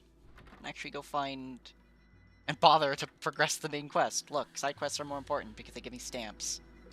Again, is saving Rashad... Look, if defeating Shadar doesn't give me stamps, I don't want it.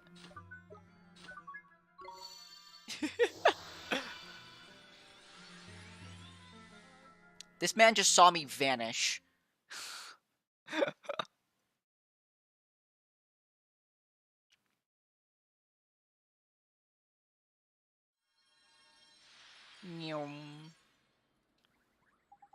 So where to start the search, eh? You remember how this works, ain't it, Ollie boy? It's all about spotting the similarities. Somewhere around by here is someone who's similar to young Esther in some way. Now, what girls do you know? Girls? I don't really talk to girls. I mainly talk to Phil. Crikey, well that's no good, is it? How are we going to do this, then? Oh, I'm sure there's somebody she reminds me of. Can't quite put your finger on it, is it? Never mind. If brain work won't work, leg work will. Let's go for a stroll around town and see if we can spot Esther's soulmate that way, shall we? Okay, Mr. Drippy, let's go find that girl.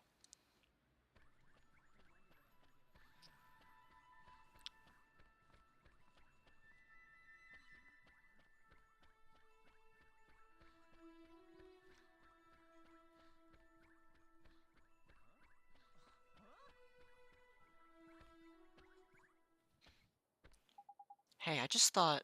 What's up, man? You having a nice time thinking about girls, is it? I'm out of here, my brain is starting to disable the important things. Oh no. That's not good. Take care. Huh? No, when I used to come here to Phil's garage, there was a girl. She was always looking at us from her window. From a window, huh? Sounds like a proper shrinking violet. I guess so. It's that window up there. Oh, that's her, Mr. Drippy. Flippin' heck, Ollie boy, why didn't you think of her straight away? She's a spitting image of her mun. Of her mun. Of her comma mun. I can't read. Huh? Of who? Who do you flippin' think, you blockhead? The Great Sage's daughter, ain't it? The one who's obviously your flipping soulmate. It's that obvious? I never noticed. You sure have good eyes, Mr. Drippy. She was only in the window for a second. Never underestimate the razor-sharp eyes of a fairy, my boy. Spot a speck of dust on the head of a pin, I could. Anyway, it's her. It's no mistake. Let's go barge our way into her bedroom. Okay. Drippy, please. No. Can I kick him in here? There we go. Bye. Run. Run. Run. Run. He's catching up. He's catching up. Flee. He caught up because I can't go into the street. Is he off screen? Yeah, he's off screen. Nice. I can't go this direction. Thanks, Drippy. Hello. Look at that car. Any mail in the mailbox?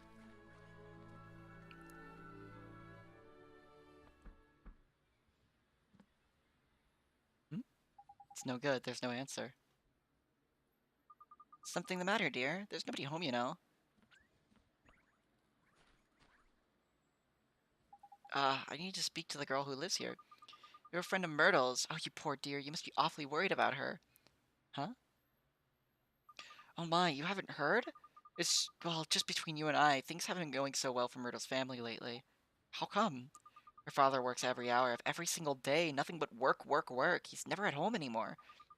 Such a shame. Rusty was always such a devoted father. But something has happened to him. He's changed. I hear him shouting at them through the walls. I don't know how poor Betty copes, let alone young Myrtle. Such a shame. Betty is... That's right, dear. She's Rusty's wife, and she's every bit as devoted to him as she always was. Why, only this morning I heard her promising to bring his lunch to him down at the garage. All the love she pours into those sandwiches. It's enough to break your heart. I'm just welling up thinking about it. Such a kind soul. Poor, poor Betty. I have half a mind to tell that Rusty Cartwright just how lucky he is. Jeepers. Oh, just listen to me, gossiping on and on. Do ignore me. I'm just a silly old woman. Say hello to Myrtle for me, will you? Crikey, sounds like our none too rosy in the Cartwright household, eh? Mr. Drippy, we can't leave her like that. We have to help her. We have to help Myrtle. That's easier said than done, Ollie boy. She's not coming out for a chat, and it's not like we're going in unless we go magicking the door open. You're right, we should use magic to open the door. I'm the only one who knows how. I'm the only one who can go in there and speak to her. You sure you want to be doing this, Mun? When Mom died, If you hadn't taken me over to your world when I thought I was all alone, if you hadn't helped me, I'd still be alone right now. That's why we have to help Myrtle. If we don't, she'll be left staring out of her window forever all alone. That's justification enough for a bit of breaking and entering in my book. Let's get in there. Okay, Mr. Drippy. Fucking Drippy. Breaking and entering is a crime. You wouldn't download a car. Oliver would download a car. Uh-huh. It won't open. That's proper weird. A rubbish little lock like that should have been helped undone easy peasy. What? This door, Mun. There's an evil power protecting it. Your spell didn't fail. It was repelled by a malevolent force. What? Repelled? Jeepers. Must be the girl, ain't it? She's the soulmate of a sage's daughter, after all. You think? So what do we do? I'll tell you what we don't do. Carry on trying to get in by the front door. It's not exactly polite just barging into people's houses anyways. You're right. I guess we'll have to find some other way.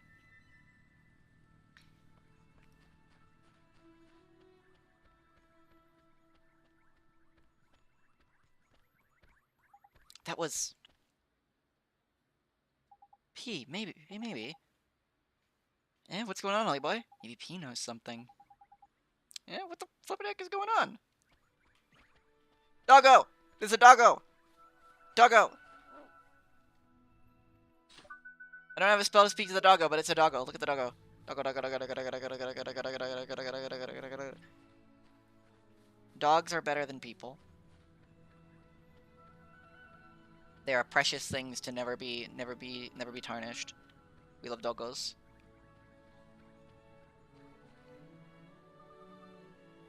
Oliver, you have to go in there.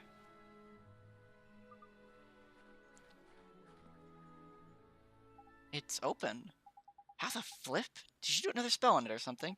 No, it wasn't me. It was P. Huh? Where'd she... Never mind all that. Let's get in there, shall we? There's a damsel in distress up there, Mun.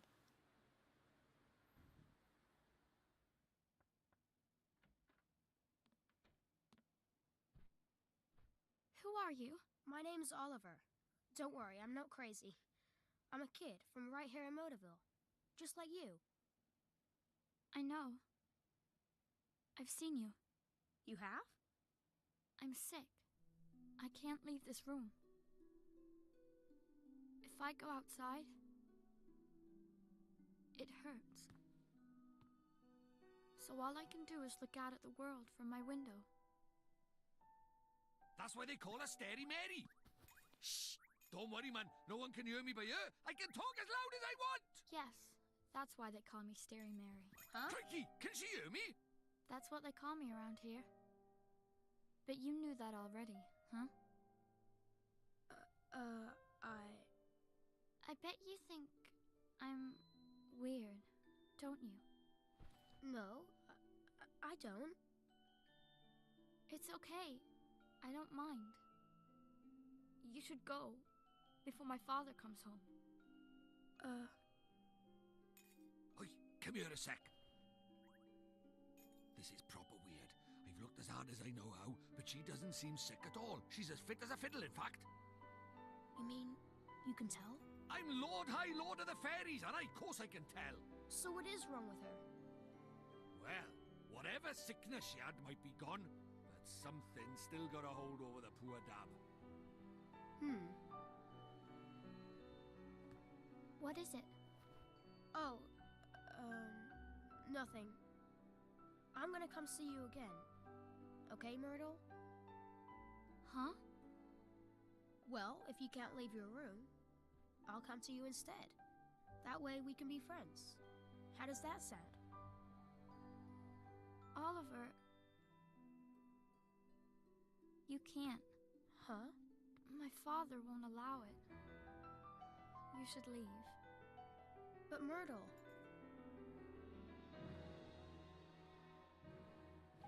It's just like you said, Mr. Drippy. It's almost like Myrtle and Esther are the same person. Isn't it, though? They could be twins, man. I knew they were soulmates the moment I laid eyes on her. But she ain't broken-hearted. There's something else stopping her from getting better. It must be her parents, her family is. That old gossip is to be believed. Yeah, sounds like her folks ain't getting on too well. But are family squabbles really the kind of thing we want to get mixed up in, Ollie boy? Maybe not, but we have to help Myrtle. Family is important. It's everything. Well, since you put it like that, go on then. Let's help the poor dab out. Next up, Rusty's shop. Let's go, Mr. Drippy.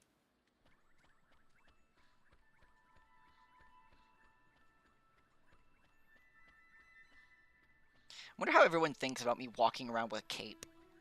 Capes are cool. Don't at me. I'd wear a cape. But I already draw enough attention, let's be honest.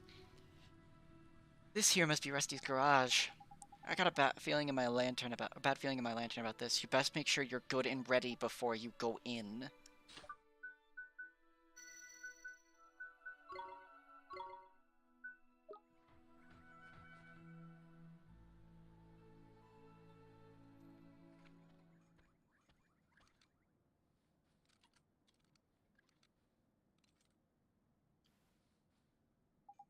This must be Rusty's garage, eh, Ollie boy? Then that must be him over by there. I guess so, huh? Excuse me, sir. Are you Myrtle's father? I came to ask about her. Can't you see I'm busy? Beat it, kid. Yeah, what's that swirling around him? Nah, can't be.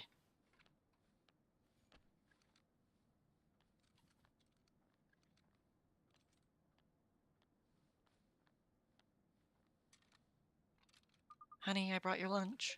Not this again, I'm not hungry. But honey, if you don't eat, you'll get sick. I said I'm not hungry.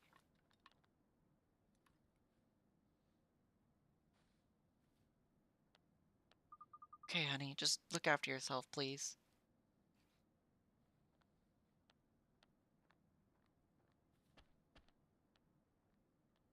So that was Myrtle's mom, huh?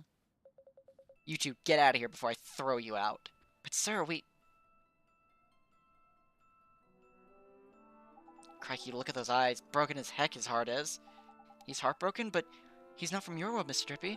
Let's worry about that later for now. We know what the problem is. You need to mend Rusty's broken heart, isn't it? I guess we do. Don't worry, sir. We're going to help you. You're kidding me. A flipping nightmare? Now we're in for it. A nightmare? You mean like a bad dream? Nah, man. Much worse. A nightmare is an evil spirit that latches onto the brokenhearted. See that black misty stuff? That's how you know. Because the mist is getting darker, and that can only mean one thing, and it ain't good news.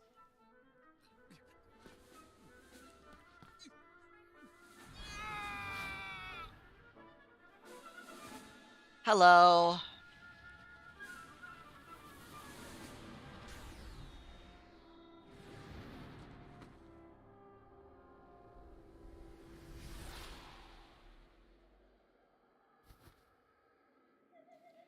Rusty's nightmare, void of kindness.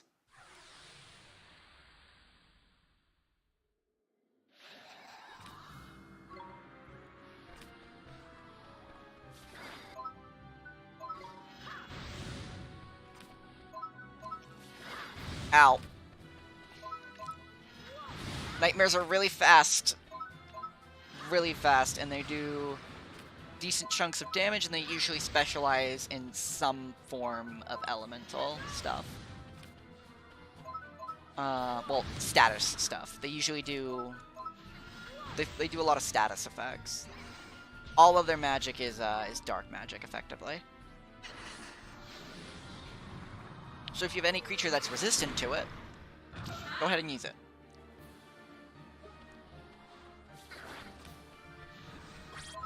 Fortunately, though, most of them are just tanky and not super high damaging unless you let them get to you.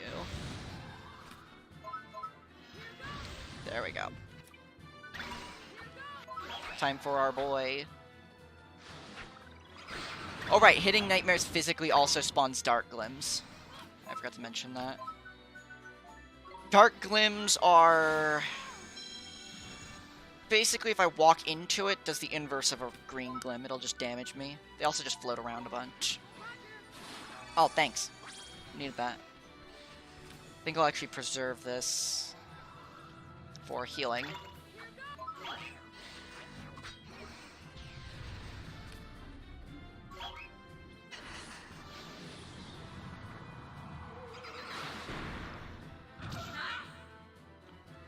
Ooh, gold glim. Generally grab gold glims with Oliver until you get something else that has a high single target. Or unless you have elemental effectiveness somehow.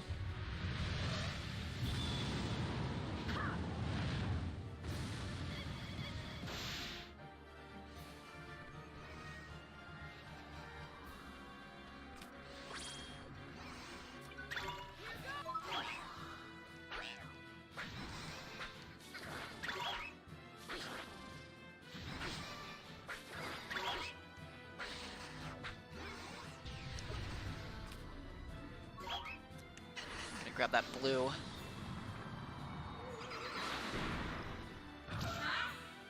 Happily take that.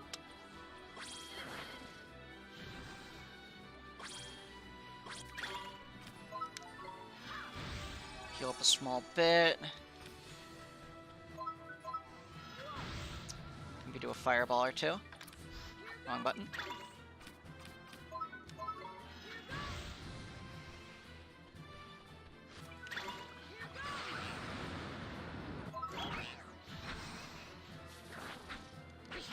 Nice.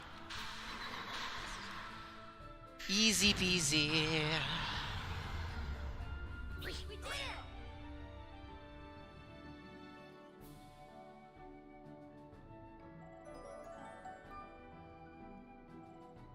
Also, how's the audio been this stream? By the way, I'm curious. Just because I don't know if the game audio is too quiet, if I'm too loud, all that stuff. Honey. Eh. Stay away from me. His heart's still broken. Of course it is. We only got rid of the nightmare, man. Mending his heart's the whole nother problem. Mr. Drippy, these nightmares, just what are they? Well, they're sort of like beasties, only they're born from broken hearts, and they latch onto them and sort of possess them, see? And Shadar's behind the nightmares, too. Look at him, Ollie boy. Him and Rashad are like peas from the same pod, ain't it? What Shadar has done is he's got the better of Rashad over in our world by attacking his soulmate over here in your world. That's just awful. That's just awful. He's attacking people in my world now? Looks like it. And if we don't mend his heart, he might get taken over by another nightmare. We need to sort this out, Ollie boy. You saw what he was like before, ain't it? It's pretty obvious that what he's missing is a man-sized helping of kindness. Kindness, gee. That's right. Anyone overflowing with the milk of human kindness springs to mind, Ollie boy? A real kind person, huh? Well, how convenient. Well, well, well. Sometimes the thing you're looking for plunks itself right on your doorstep. There's lucky. I guess so. Excuse me, ma'am. Why, you're Allie's son. Yes, that's right. I have something to ask you. Miss Cartwright, could I borrow a little bit of your kindness? I'm sorry, dear. I don't think I quite... I need it to make Mr. Cartwright better. Please, I need it so that I can help him. I don't really have the first idea of what you're talking about, but if it stands even the smallest chance of helping my husband, then sure, I'll do it. Thank you so much, Mr. Cartwright. Hey, Cart.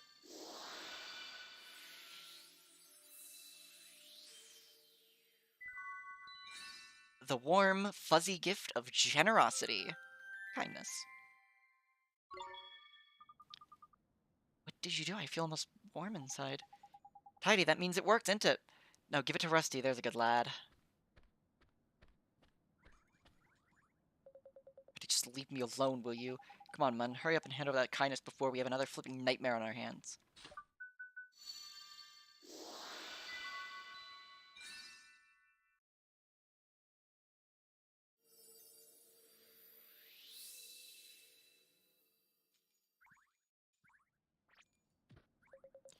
What are you doing?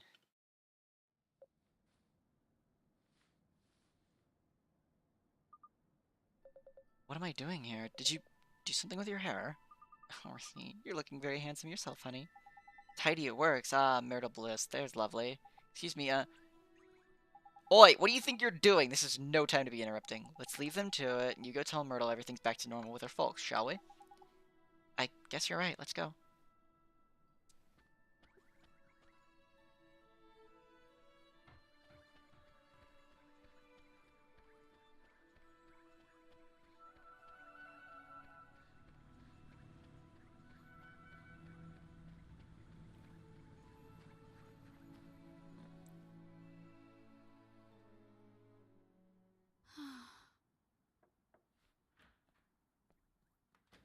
Oliver, what is it? Well, If my father sees you, he'll... Myrtle, come with me. Huh? You can go outside now. You're not sick anymore. I can't, Oliver. Just thinking about going out there gives me goosebumps. Myrtle, Oh, go on out and play, Myrtle. but... Father? Sweetheart, I'm so sorry. I don't know what happened to me. I wasn't there when you were sick, when you needed me, and I was fighting with your mother the whole time. I guess maybe the thing that was keeping you closed up in here, maybe it was me. Father... We were scared somewhere deep down that if you went away, even for a little while, your mother and I would lose the one thing keeping us together. That we wouldn't be a family anymore. Deep inside you wouldn't let you leave the house.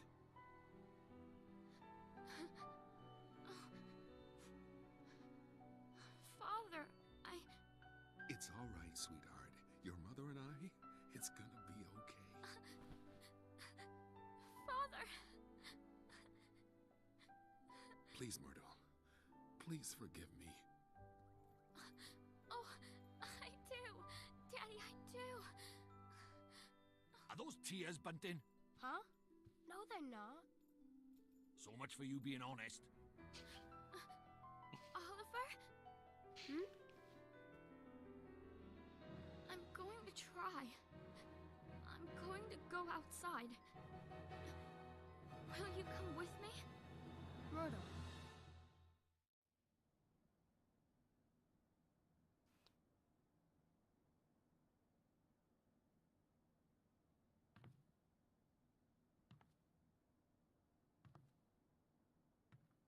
Ah, Myrtle! I did it! Oliver, I did it! I'm outside! I'm outside! Ah, that's beautiful.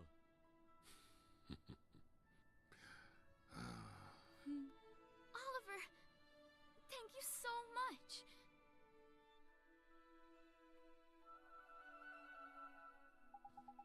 I love Drippy trying on the hat in that cutscene. The cutscene's great. But also Drippy ruining the mood by grabbing a hat. I'm so happy for you, Myrtle.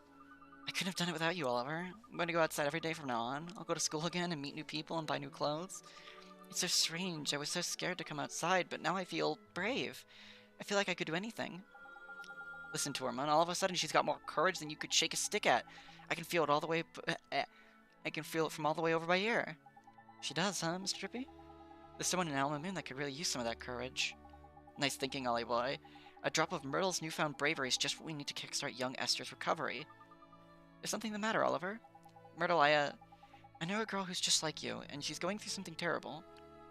Huh? You're so brave, and I wanted to know if you'd let me give some of your courage to this girl to help her and to help her family. Of course, but how do we do that? We use magic, and I know just the spell. Magic? You're an interesting boy, Oliver. But sure, go ahead. Alright, close your eyes. Take heart.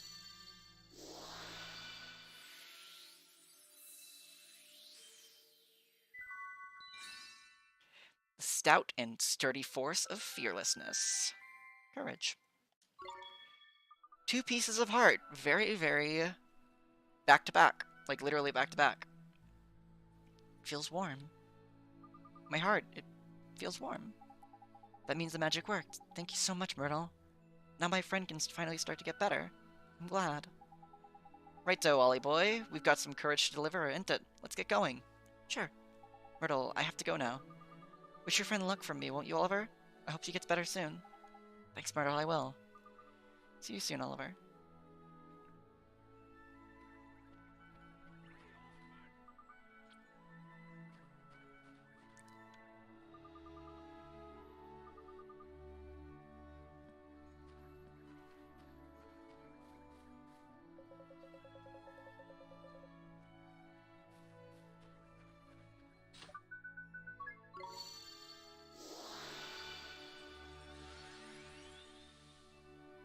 Bye-bye.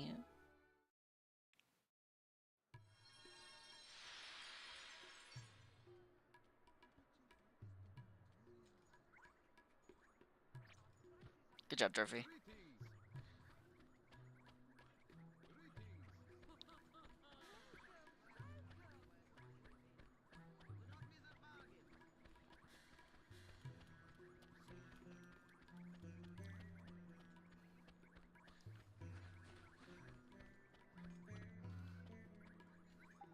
Here she is. Oliver? Huh? Tidy, it's just like I thought. We've opened her heart back up again. You can mend it for her now. Sorry, this will only take a moment. I'm going to give you Myrtle's courage, okay? Yep, her heart's wide open. Just fire in that courage and Bob's your uncle.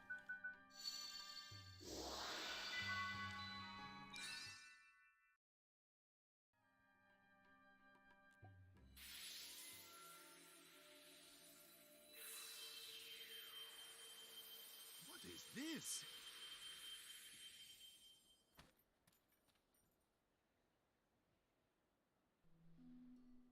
Where am I? What happened? It was Shadar. He stole a piece of your heart. My heart? I don't know why Is she's it you, British, but Esther? Is it really you? memes. Oh, my dear daughter. Father! Oh, forgive me, my child.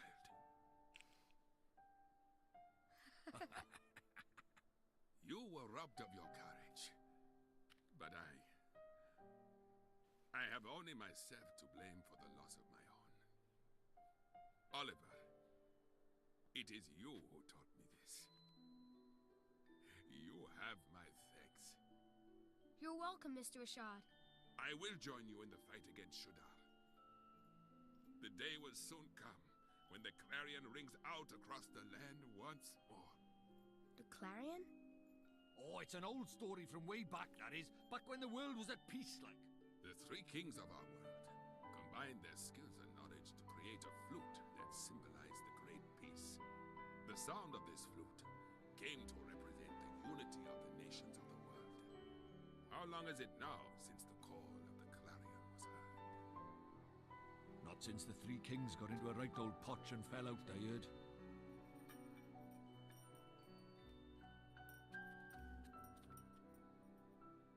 It's up to us. The clarion will ring out again, and we will be the ones to play it. Very well, daughter. Let us do our best. Let us help Oliver in his fight. Thank you so much, Mr. Rashad, sir. Let me come with you, Oliver. I want to help you fight Shadar. I have a familiar to help me, just like you. Here, boy.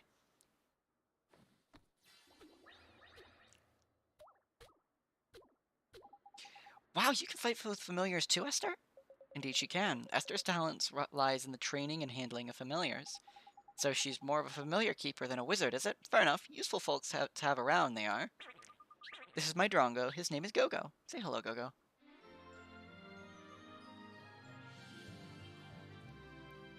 Yay. Tidy, now that that's settled, let's get down to business. You remember what young Oliver came here for, ain't it, Rashad? Mr. Drippy? I do. You wish to learn the arts of the sages, do you not? Yes, sir. Then you will need these spells. Puppet string. Secret ingredient. Magic lamp. Pulse. Thank you, Mr. Rashad, sir. I am satisfied that you do not lack the determination required. You came here from another world to face Shadar, after all. You knew about me being from another world, I mean? Hmm? It was your actions that revealed your origins to me. You healed Esther when I could not, which told me that you must have helped her soulmate in the other world. And the only one who called that world home, could have done such a thing. Wow, so Oliver is from one of the other worlds you told me about, Father? And he was the one who saved me. Yes, it's strange. I feel like I've met you in a dream or something. Oliver, there are things that... Yeah, it seems that there are things that only one such as you can do. You may be able to help our world. You shall have my aid. Thank you, sir. I won't let you down. I will beat Shadar. Perhaps, but you will need much training first. Without complete command of the magical arts, you cannot hope to defeat him. The four great sages could not overcome the Dark Djinn. For a mere boy to do so will require more than enthusiasm alone. What are you thinking? He's going to need to cram a shed load of experience under his belt in a heck of a short time, isn't he? Indeed he is. The only experience offered by the trials of the sages, or the kind of experience offered by the trials of the sages. Oliver, you must undertake them.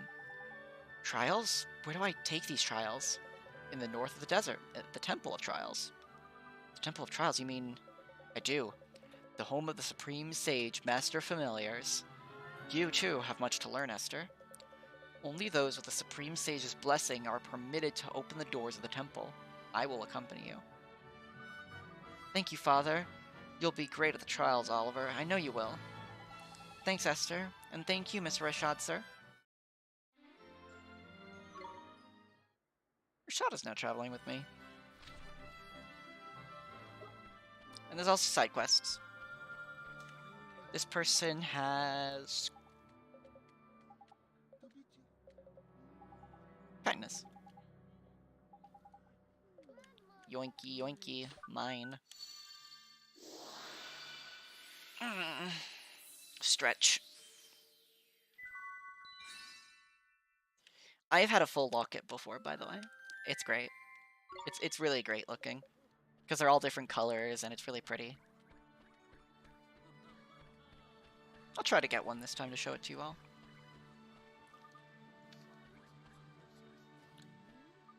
Cannot have it back. I'm not finished with it. Cannot return a book.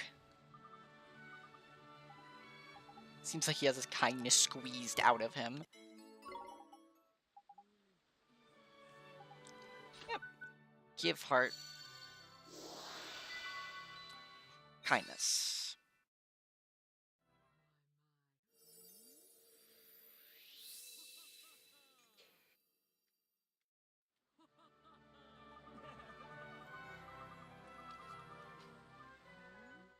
Two cups of strong coffee, that's really good.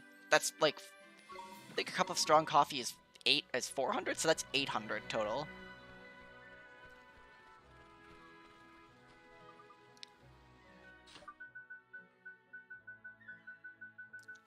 That's the wrong one. That's the wrong one. There it is.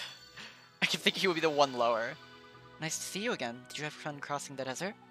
Fun? It was flipping boiling, man. Boiling for you, maybe, Pipsqueak. I'm a ghost, and ghosts don't feel the heat, so there. What are you doing here, Horace? I'm looking at these fountains. They're amazing. They squirt out milk. All the milk a boy could drink. They're what Alma Moon is famous for. But the spicy smell coming from that food stall is mixing with the smell of the milk. It's strange. Huh, you think so? I kinda like it. There are loads of spells you don't know yet, aren't there, Oliver? Well, I'm trying. It's just that my Wizard's Companion is kind of, most of the pages are missing. Oh yeah, I had to give you the page for Spirit Medium, didn't I? Uh-huh. When Mr. Drippy first gave it to me, the only spell inside was Gateway. Really? So the pages had been torn out. I bet that was that idiot Shadar's doing. Alright, I suppose I better help you fill it back up again, hadn't I? Tidy, there's generous. Maybe I was wrong about you being a stingy little midget after all. Well, I'm not just gonna hand a load of pages over, if that's what you're thinking. Oliver will have to prove his wizarding comprehension skills first. The Wizard's Companion isn't just full of spells.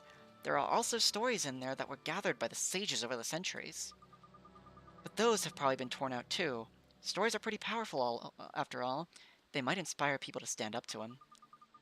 Right, I'm going to give you one to get you started. Have a read, it's one of my favorites. The Cowardly Prince and the Lion, the first tale. Did you read the story I gave you? Well, I hope you read it carefully.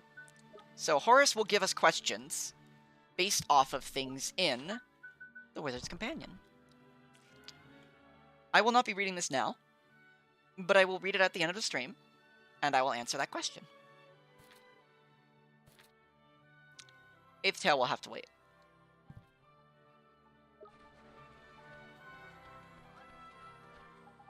Curses, I lack the necessary ingredients. What do I do? What do I do? Is everything okay?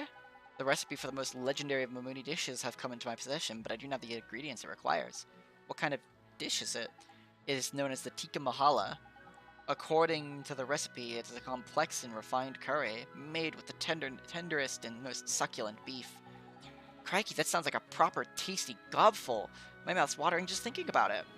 Would you like to try it? If you gather the ingredients for me, you have the honor of being the first to chase the tikka mahala since ancient times. Yep, I'll take it. Yep. Gonna need some fluffy rice, tender beef, and a pinch of the Sikh's special spices. Yep.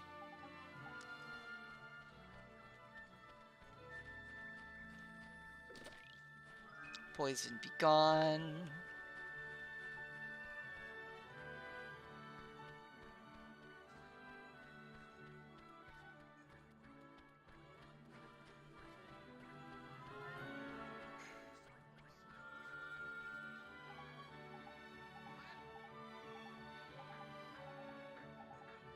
Courage.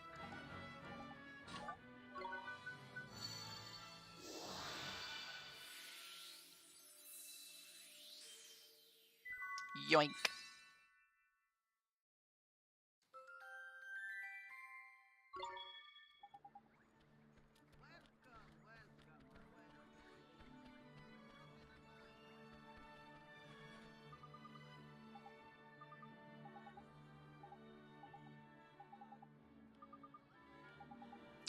Yep, he's brokenhearted.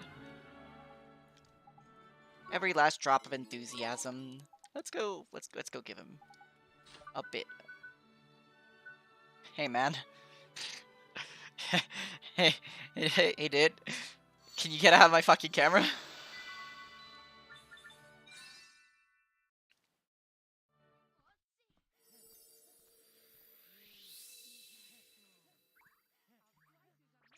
Drippy keeps doing that and he keeps falling over. I respect the determination, I guess.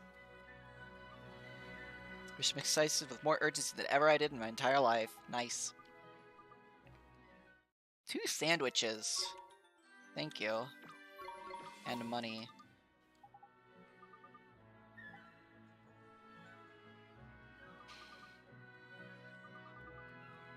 Yep. A turmeric root and 3 generous pinches of spicy seeds.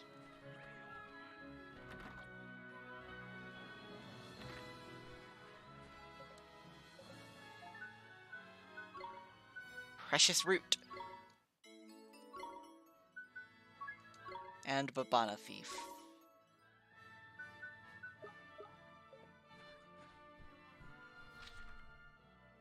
There's still one more side quest. In Alamoon, at least. What is this guy over here? Oh, I'm so very afraid I cannot bring myself to go. Yep. He is brokenhearted. He needs courage.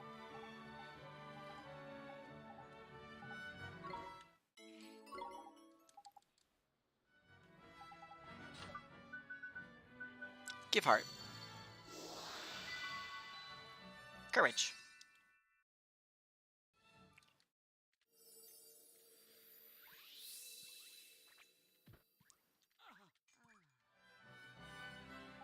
For the beards of the ancients, I'm filled with the most powerful boldness. I fear neither beast nor man. Let's go. Carrot cakes.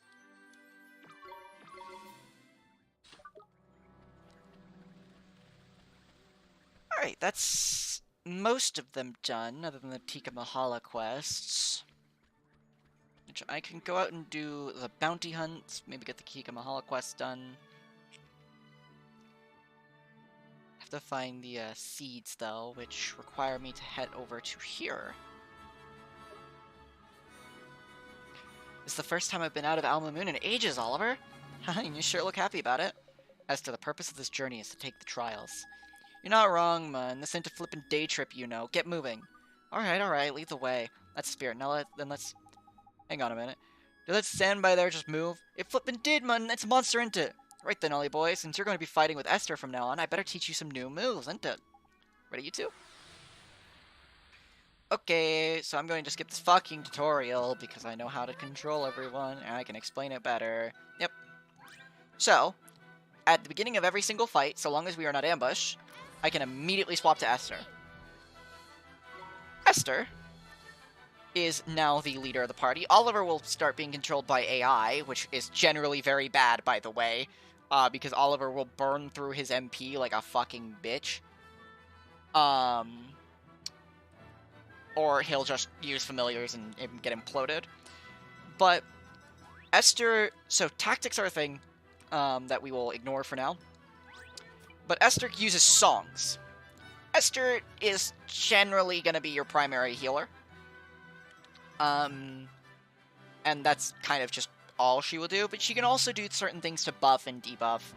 And her primary familiar is Go-Go. The Go-Go evades and can Healing Tear and Thunderspark. Ow, that was a great time to swap. Also, I need to realize I cannot, like, decide to not heal myself. So I'm going to do Keep Us Healthy on Esther. I also have the generalized command for all party members to attack a different target from me.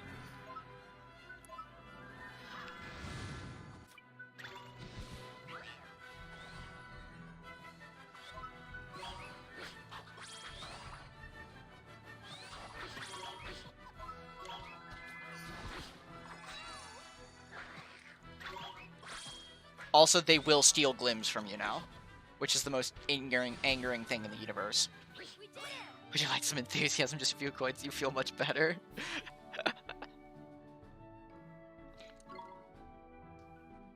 Fine work, Oliver. Your magical abilities are indeed impressive.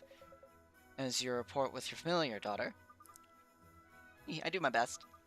You know, Oliver, I'd love to try fighting with your familiar sometime. Huh? You can do that? Of course, all you need to do is switch your familiars around. Just select friends and familiars from the main menu. Trust me, it's really easy. Select a familiar, press square, and then choose where you want it to go. Yep.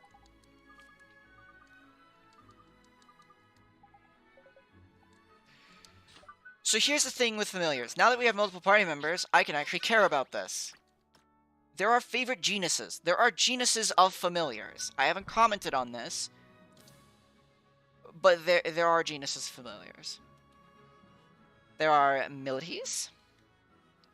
There are Aquatica. There are Minima. There are Flora. There are Nymphae. There are Arcana. There are Mortui. There are Bestiae. Avis. Automata. Vermis. Dracanas. And Daemonia. And then there are Nobilia, which aren't familiars, but they are basically legendary beasts. All familiars belong to one of these genuses, so for example, right here, this guy looks familiar, doesn't he? There are Nymphae, right there.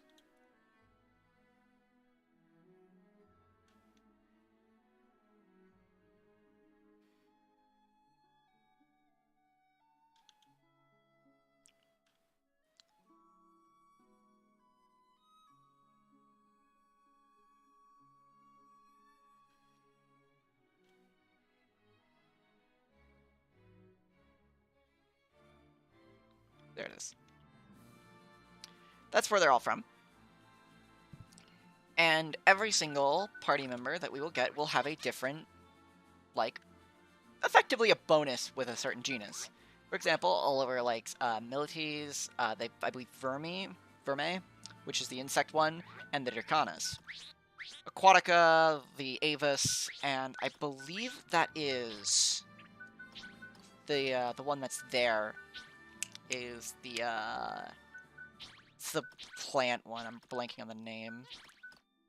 Yeah, they can have Orang for now, just to fill out their team a bit so they can actually attack. Which one is it? Burmese, Avis, and then the plant one is Flora, right? Yeah.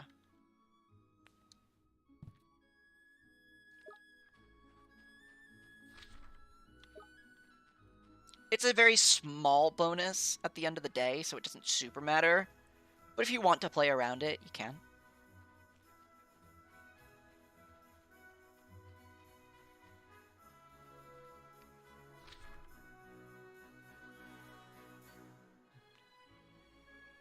Da, da, da, da. Da, da, da, da, da, da, da. I will sing along to the world map theme a lot, just because of how good it is. Da, da, da, da, da, da, da, da, da.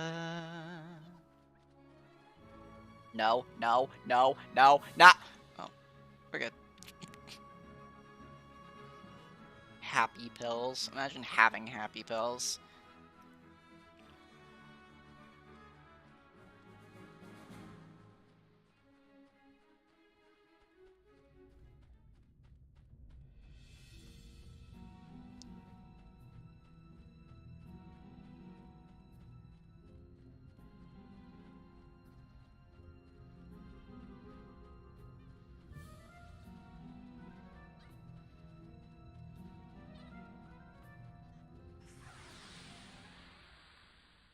No. Sunshine and a small fry. Fortunately, I have frostbite and can say fuck you.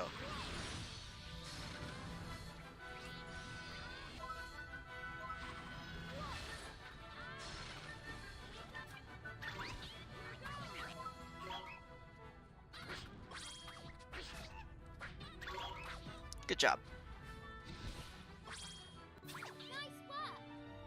Monkey.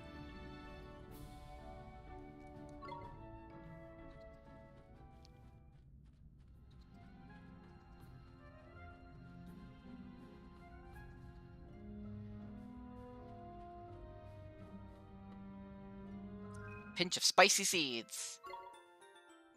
I only pop here for a couple of minutes. Unfortunately, I don't have time to watch streams. I'm just going to play this game myself one day. Just a reminder, you're amazing. Take care. Oh, thank you.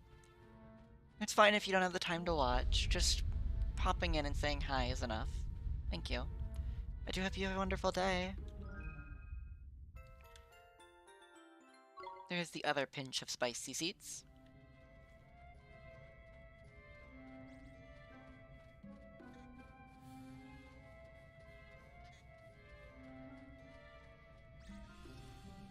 Da da da da da da dum, da da dum. Here we go. Da da da da da da dum. Wrong target.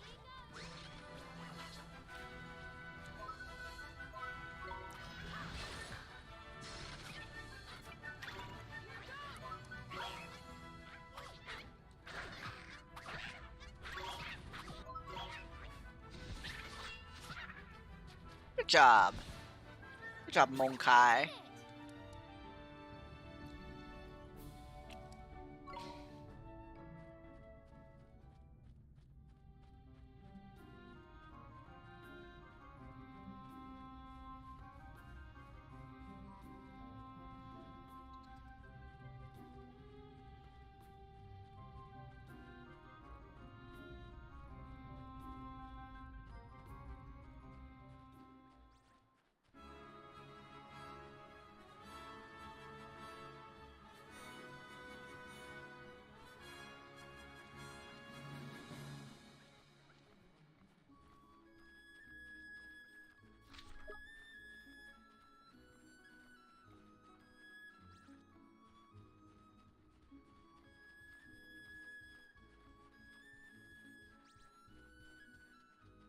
I do also know how to play this song on my flute as well. We can do this! Because obviously I do.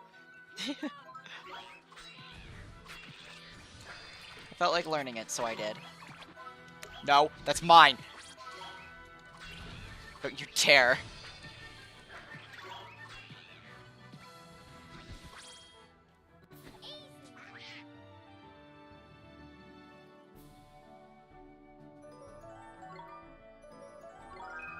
Pebble Pell.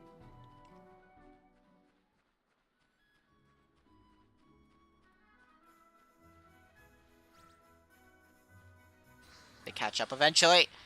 The sun will always catch up to you. Here we go!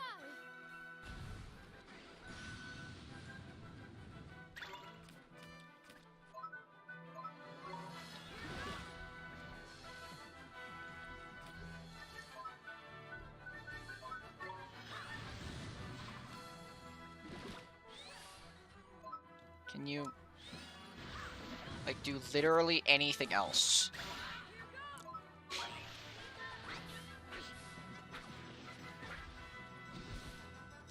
Oh my god.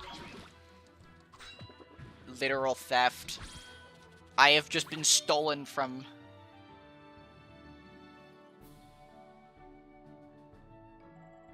Actually, have just been stolen from. This is crimes. I see crimes. There were criminal activity.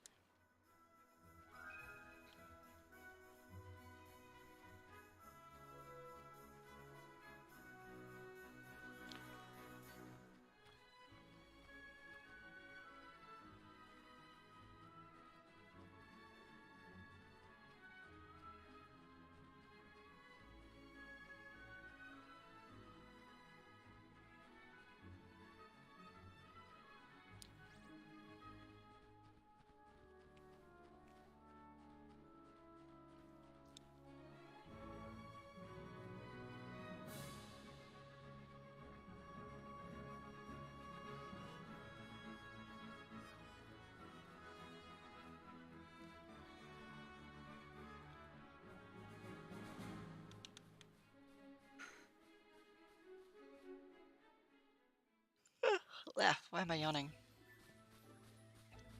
Gonna go in here to grab my, restoration, lol.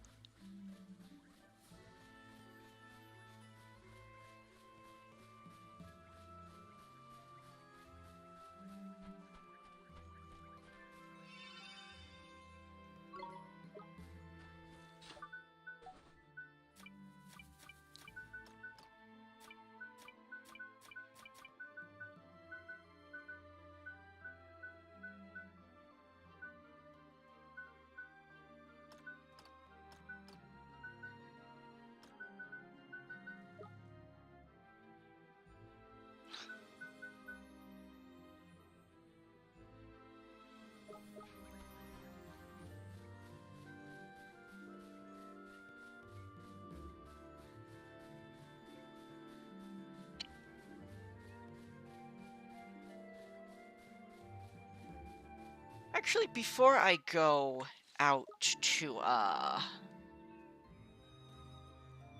before I go and do all that side questing, I will be right back. Because I'm hungry. Even though I ate just before stream, I had, like, a snack and not, like, actual food. So I will be right back. Don't leave, and don't misbehave. I'll be mad.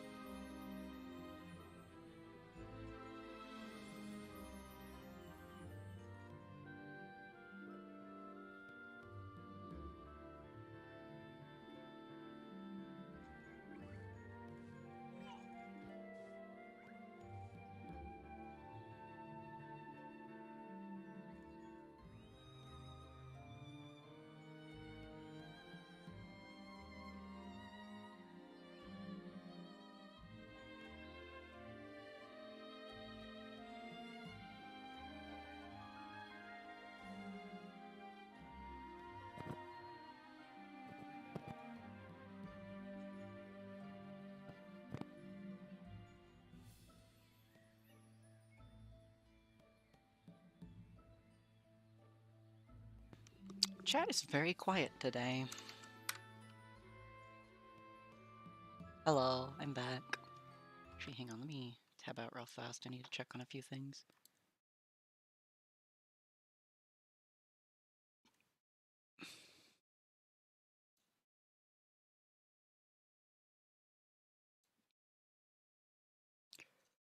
Wow, people understand that I'm streaming and don't DM me. I'm sad now.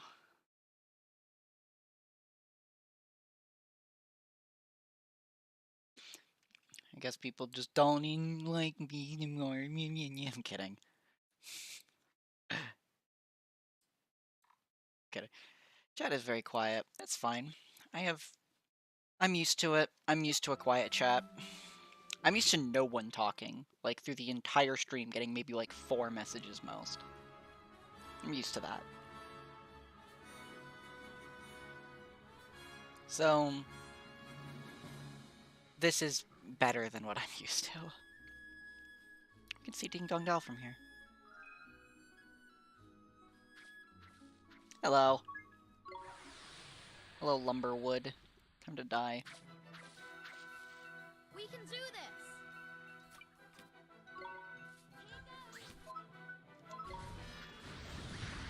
Ow.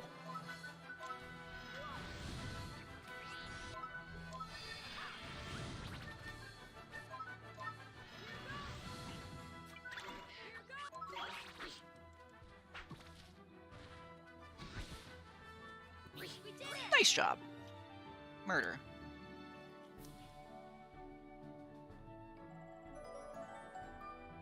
Ooh, double levels. There's the turmeric root we needed.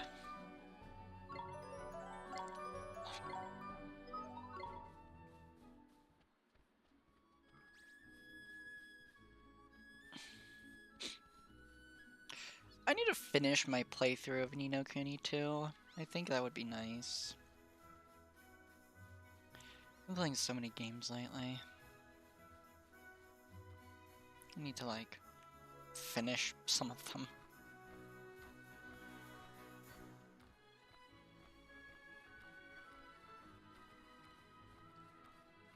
I've been playing Elden Mid lately because the thing is I haven't been able to finish, like, I never finished Elden Ring. I just got far enough to know that the game just wasn't good. And had a shit ton of issues that nobody's acknowledging, and it 100% didn't deserve Game of the Year. Get fucked, idiots. Not that Game of the Year really means anything anymore, but regardless. I decided to finish it so nobody can just go, oh, you're just bad at the game, and I can just go, I finished the fucking game. I did not quit out of rage. Like, originally, I did not quit out of rage. I quit out of boredom. I got so goddamn bored of the game that I just stopped fucking playing it. That's what Elden Mid did to me. It made me so fucking bored I stopped fucking playing.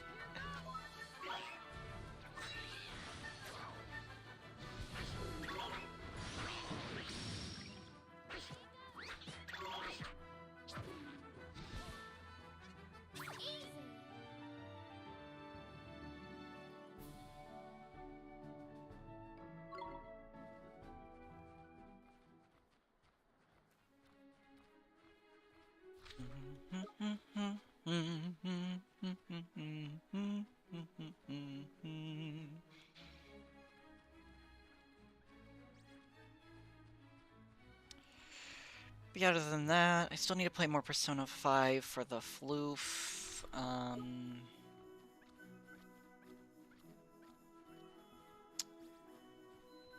Need to finish the current, because I wanna do not 100%, because 100%ing Ni no Kuni 2 seems like a fucking nightmare, honestly. As much as I love that game. Let's do it!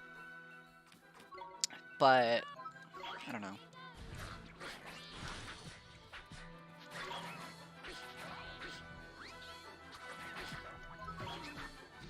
I want to at least get more progress done than I did on my original playthrough. Not just finish the game, but like play the game enough that I feel I have not completed, but I have I am satisfied. Yeah, I've been playing Like, originally, as soon as I got access to the main character of Ni no Kuni 2, I'm forgetting his name. I'm completely blanking on his name. But, originally I played him throughout the entire game. But now it's like Roland fun. Because Roland gets a lot of really interesting spells. And access to a lot of just fun shit. I'm actually trying the other characters as well. In my, I think it's like effectively my third playthrough. Because like Ni no Kuni 2 is a very different game from 1. It's extremely different. It's not worse, it's just different. I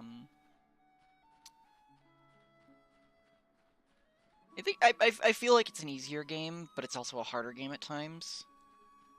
Levels matter a lot more.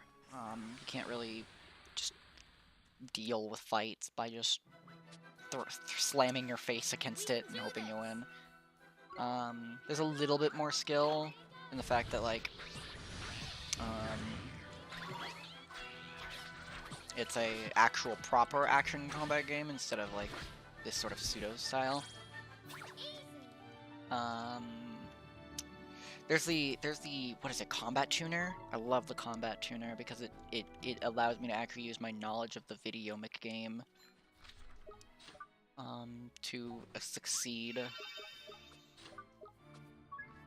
Bone Brigadier, hello! We're under attack! Yes, we are.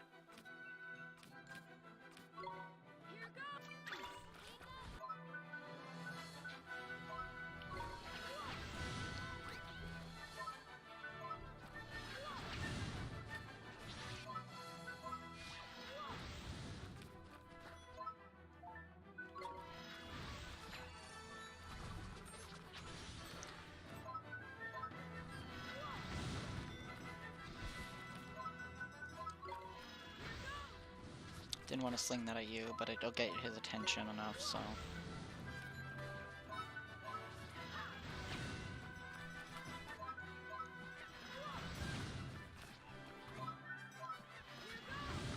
Wow, nice job, Esther. You took care of the Bone Brigadier kind of on your own. Well done. Giving Esther the Monkai was a good idea. Bounty hunt complete.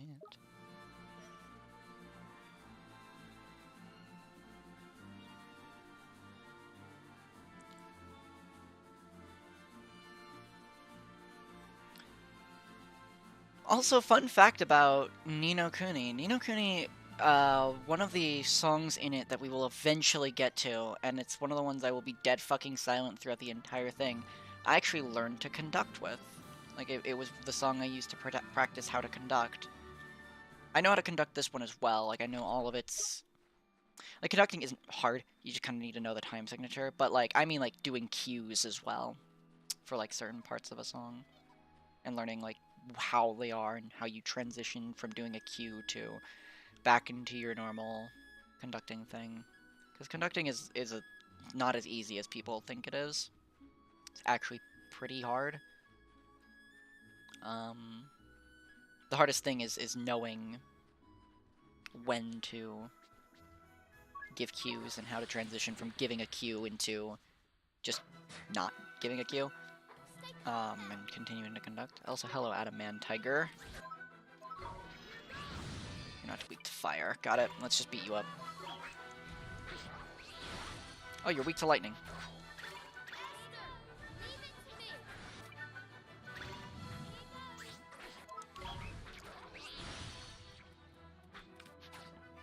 God, Gogo's also stupid fucking slow. That's another thing that sucks about Oliver. Oliver will just run up and attack them with the wand. Stop. Fucking idiot. That's what you get. Sandwich. That'll do.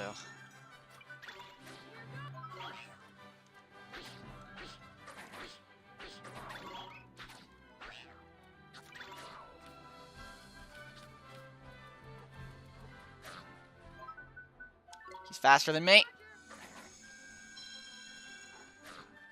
evade attacks. Ow.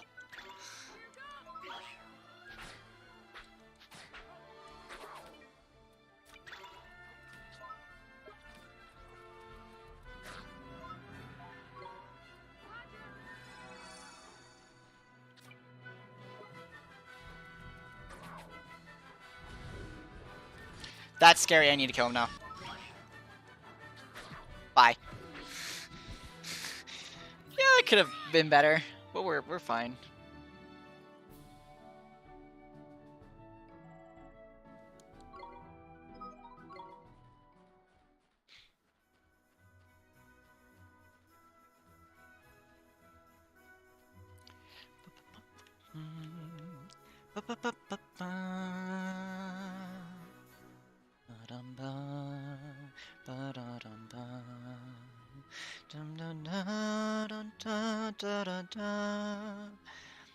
I would sing an octave low, but I don't feel like it. I like singing this song on octave, or at least I like singing it on octave, honestly. I can sing it low, like a lower octave, but I don't feel like it. Despite the despite singing it higher actually taking more effort from me, by the way. I think I've talked about it before, but my natural singing voice is very low. Like, very low. It's actually really surprising to some people, like, how low my singing voice is, and how low... or how wide my range is. I just don't have, like, a huge control over my range. I basically, if I shift to a range, I'm stuck there until I shift back to another range. I can't... Oh, that's the wrong expression. I can't really bridge the gap between them. There we go.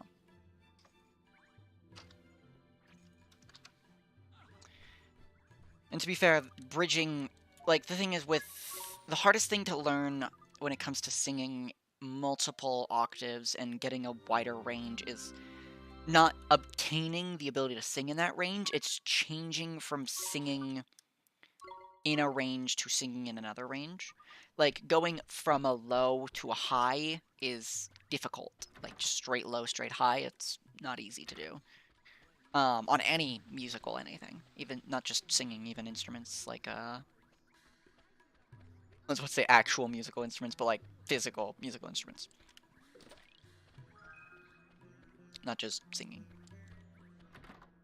Which I guess singing relies on your vocal cords, which is, I guess, an instrument, but...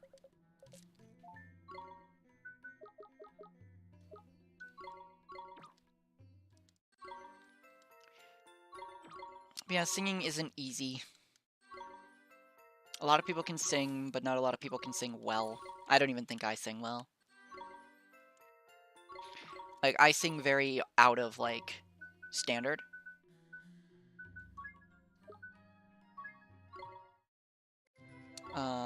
Like... I kind of ignore a lot of these sort of, like, oh, you have to do this, you have to do that. I kind of ignore a lot of that. But it works. Wait, 3 spicy seeds? Ah, fuck. I'm missing a spicy seed. Whatever.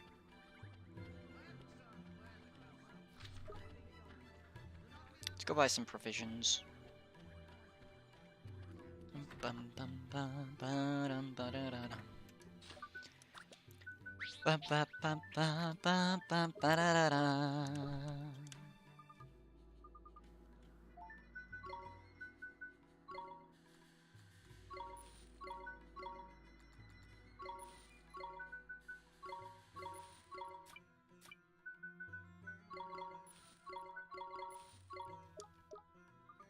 I will need that in the future, so I'm gonna grab it.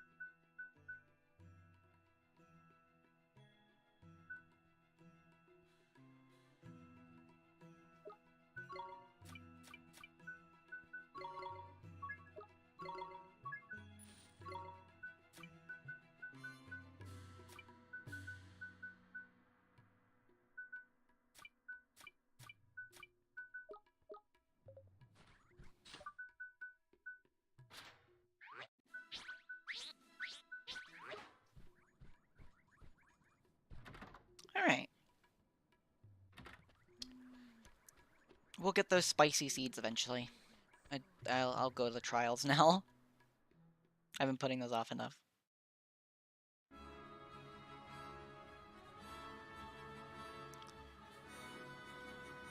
Spring water, by the way, grab it whenever you can. Spring water is super important for later. I won't tell you why, but it's an important ingredient.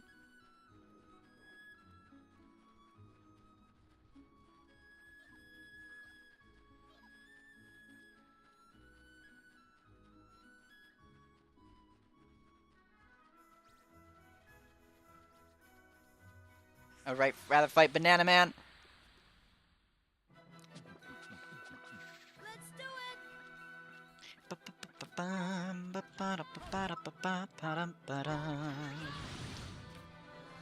Launch fireball, launch fireball. Launch fireball. I still have yet to demonstrate what it looks like to not swift cast, by the way. I keep swift casting because it's my habit, but I have yet to show you what it looks like when you don't do that. I'm dumb. Also, giving Esther a Monkai, again, was clearly the best idea. No, no, no, no, no. Go away, go away, go away, go away, go away, go away. Yes. The Temple of Trials lies on the other side of this gorge. Perhaps it's a good place for a moment's respite. Flippin' heck, man, am I glad you suggested that. I'm a forest fairy, me. My fairy suit ain't even sandproof. We're stopping already? But I could go on for ages yet. Really? Aren't you even a little tired? It's so hot. You will endure far worse things at the Temple of Trials, Oliver. Geez, the trials are pretty tough, huh? Indeed, that is why you must get some rest. I will keep watch while you will sleep. And stay close to the fire. The desert grows cold at night. Alright, Mr. Rashad, sir.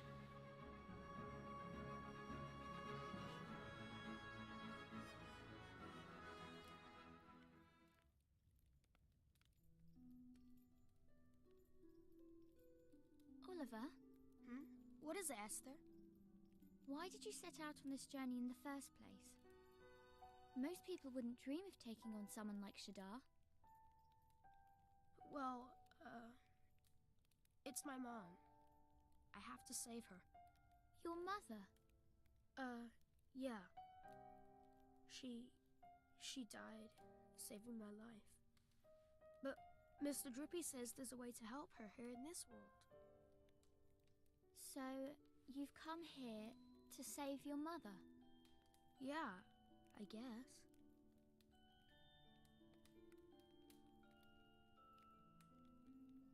Wow. Huh? Doing all this for the sake of someone you love? I just think that's amazing. I wish I had as good a reason as you for making this journey. Oh, I'm sorry. I didn't mean I wish that... It's okay. But... Shadar is incredibly powerful. He breaks the hearts of anyone who defies him. So no one dares to resist. And they say no one can defeat him. I know that. But I have to. You have to try, right? Yeah. It's so strange. You don't look powerful in the least. But somehow, I just know you can beat him. I wonder why. Thanks. Anyway, enough of that. It's late. Okay. Also, hi, Killua. How's it going? Sorry for not responding immediately. Cutscene. Good morning, Oliver. Did you sleep well? Not really. I guess I'm a little worried about the trials. Oh dear. Well, I hope you don't doze off in the middle of them. Though I have to say I didn't sleep very well myself. I kept thinking about that girl, my other self. It's so strange. She's not like me at all, but it doesn't feel like she's a different person. Well, soulmates are funny like that, isn't it? Different, but same. There's profound. Anyway, are we taking the trials or what? Oliver, Esther, the Temple of Trials lies north of here. The tests that await you there are unforgiving, but I have faith in you. Thank you, sir. Let's go, Oliver. I want to show you how brave I am, just like Myrtle did. The innocent goodness of the heart of the great sage's daughter has unlocked a story in the Wizard's Companion, the sixth tale, My Other Self. You know, I was worried I wouldn't unlock, like, at least one story per stream. But, That seems like not an issue.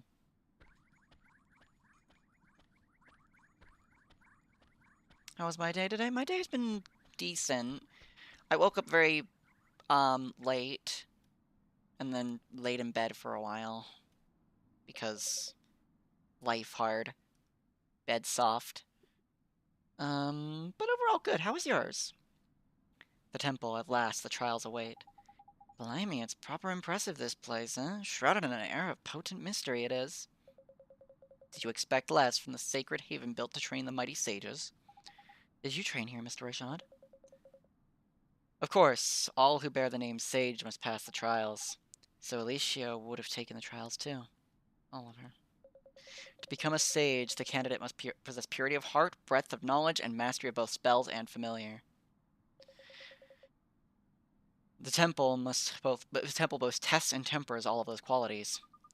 And if we can't pass the trials, there's no way we'll ever be able to beat Shadar, is there? Precisely.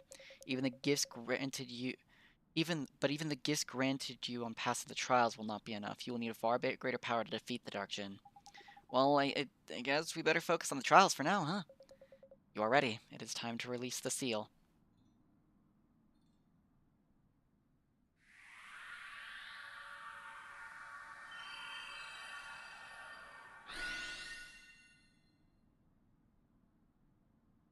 Beyond this door waits the Supreme Sage. It must be opened by your own hand. Yes, sir.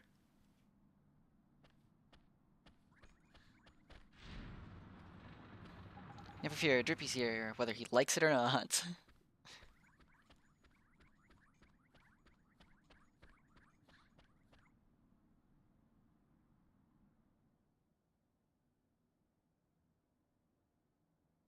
Miss Streamer.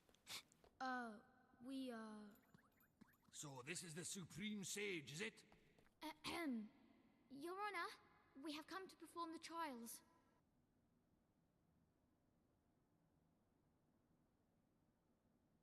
Not me. Huh? Idiots! I'm the Supreme Sage.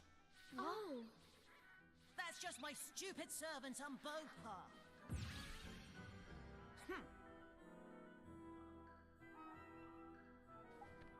Huh? Crikey, we got the wrong one. Witness a fight, but good. Lol, I got hit. Temple of Trials, proving ground of the sages. I can't believe it. The Supreme Sage is just a sweet little boy. Sweet? Oh, I'm sorry, Your Honor. I don't care. I am sweet and clever and handsome. I'm just so modest I don't like when people talk about it.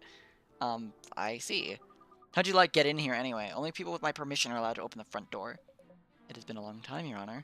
Is that you, Rashad? Blimey, when did you get so old? They're ancient. But you have not changed at all, I see, Master Solomon. Did you know my father when he was young? How strange. Father, you mean your... Yes, Your Honor. I present my daughter, Esther. Please forgive her rudeness. I don't care. What I care about is you having a daughter. How'd that happen? You are so shy and rubbish. Oh, well, congratulations anyway. What are you doing here? What do you want? These children, Master Solomon, Oliver and Esther. I would ask that you allow them to take the trials.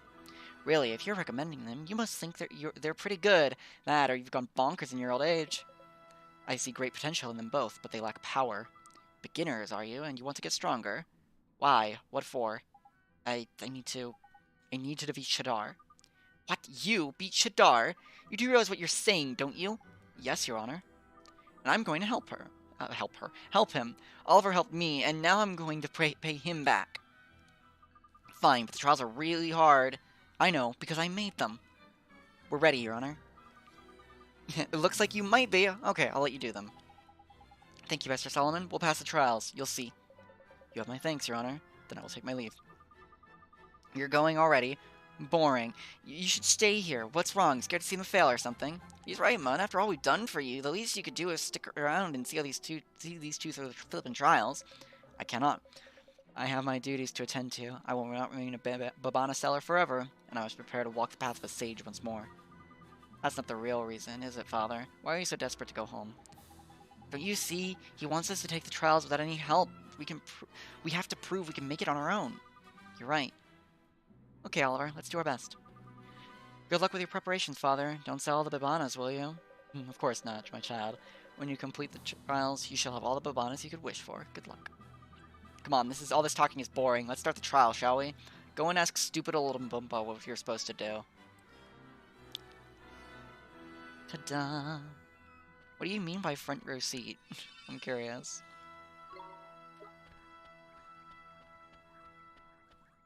Bumpo will explain the trials. You will listen. There are 3 trials. First trial is the test of wits. Second is the test of friendship. Pass these trials and there's a third trial, the test of strength. This is the final trial. But first, you must pass the first 2 trials.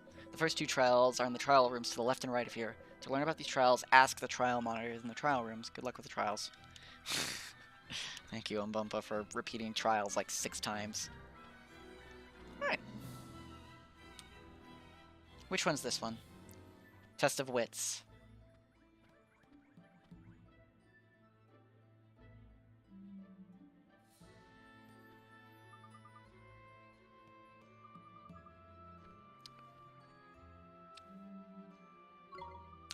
The dragon sees the warrior sword while the bird is shown his shield. The beast, meanwhile, looks to his right and sees an empty field.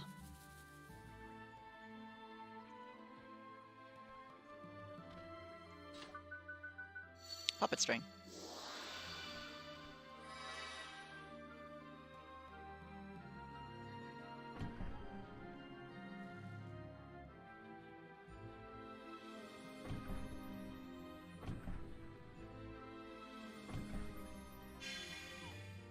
Easy peasy. I am smart. This puzzle actually stumped me a lot early on because I did it in the inverse with this guy over here. Because I was like, I didn't recognize his right. So I just looked at my right.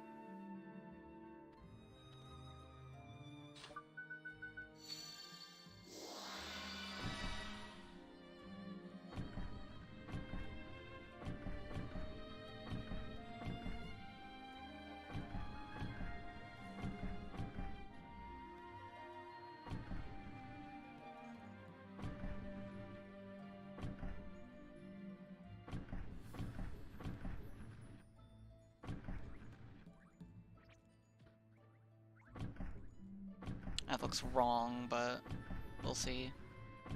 No, it wasn't wrong.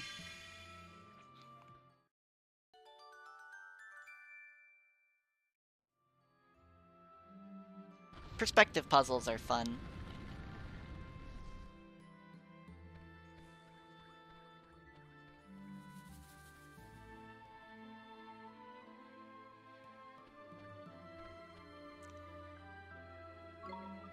The bird is bound to dragon and moon, and on a star he sits. The beast links warrior, moon, and star, yet knows not where he fits. So the bird is bound to dragon and moon, and on a star he sits. So, probably there. The beast links warrior, moon, and star, yet knows not where he fits. Warrior, moon, and star.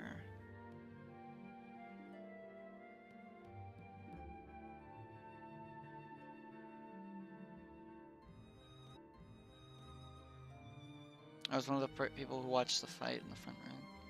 Huh. Interesting, not sure how that's relevant, but shrug. The bird is bound to dragon and moon. And on a star he sits. So there are 2 stars, 3 stars actually. And 2 of them are bound to moon. So probably there, and then dragon goes there. The beast links warrior, moon, and star. It knows not where he fits.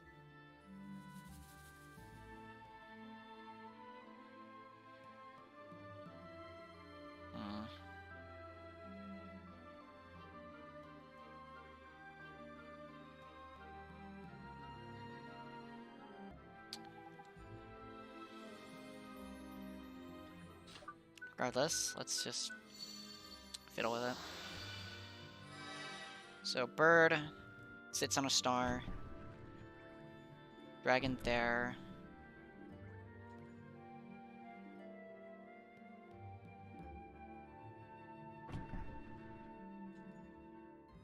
There we go. That one took me a little bit to remember.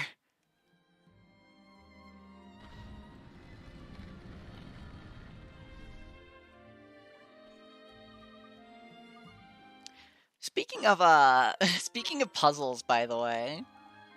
Speaking of puzzles, so I've DM'd before, and I don't know if anybody knows D&D.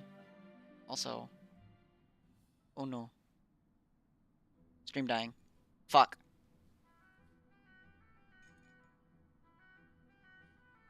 Stream no.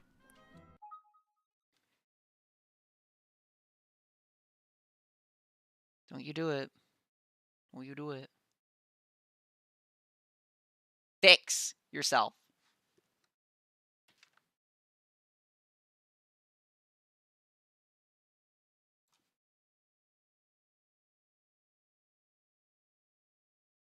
Don't do it.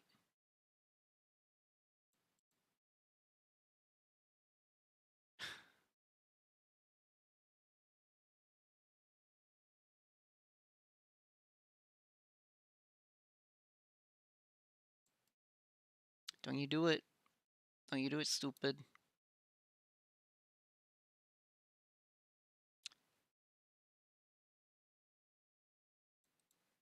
Okay. I have a very unstable bit right now.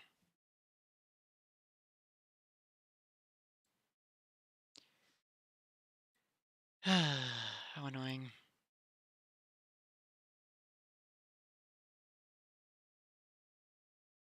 Fix.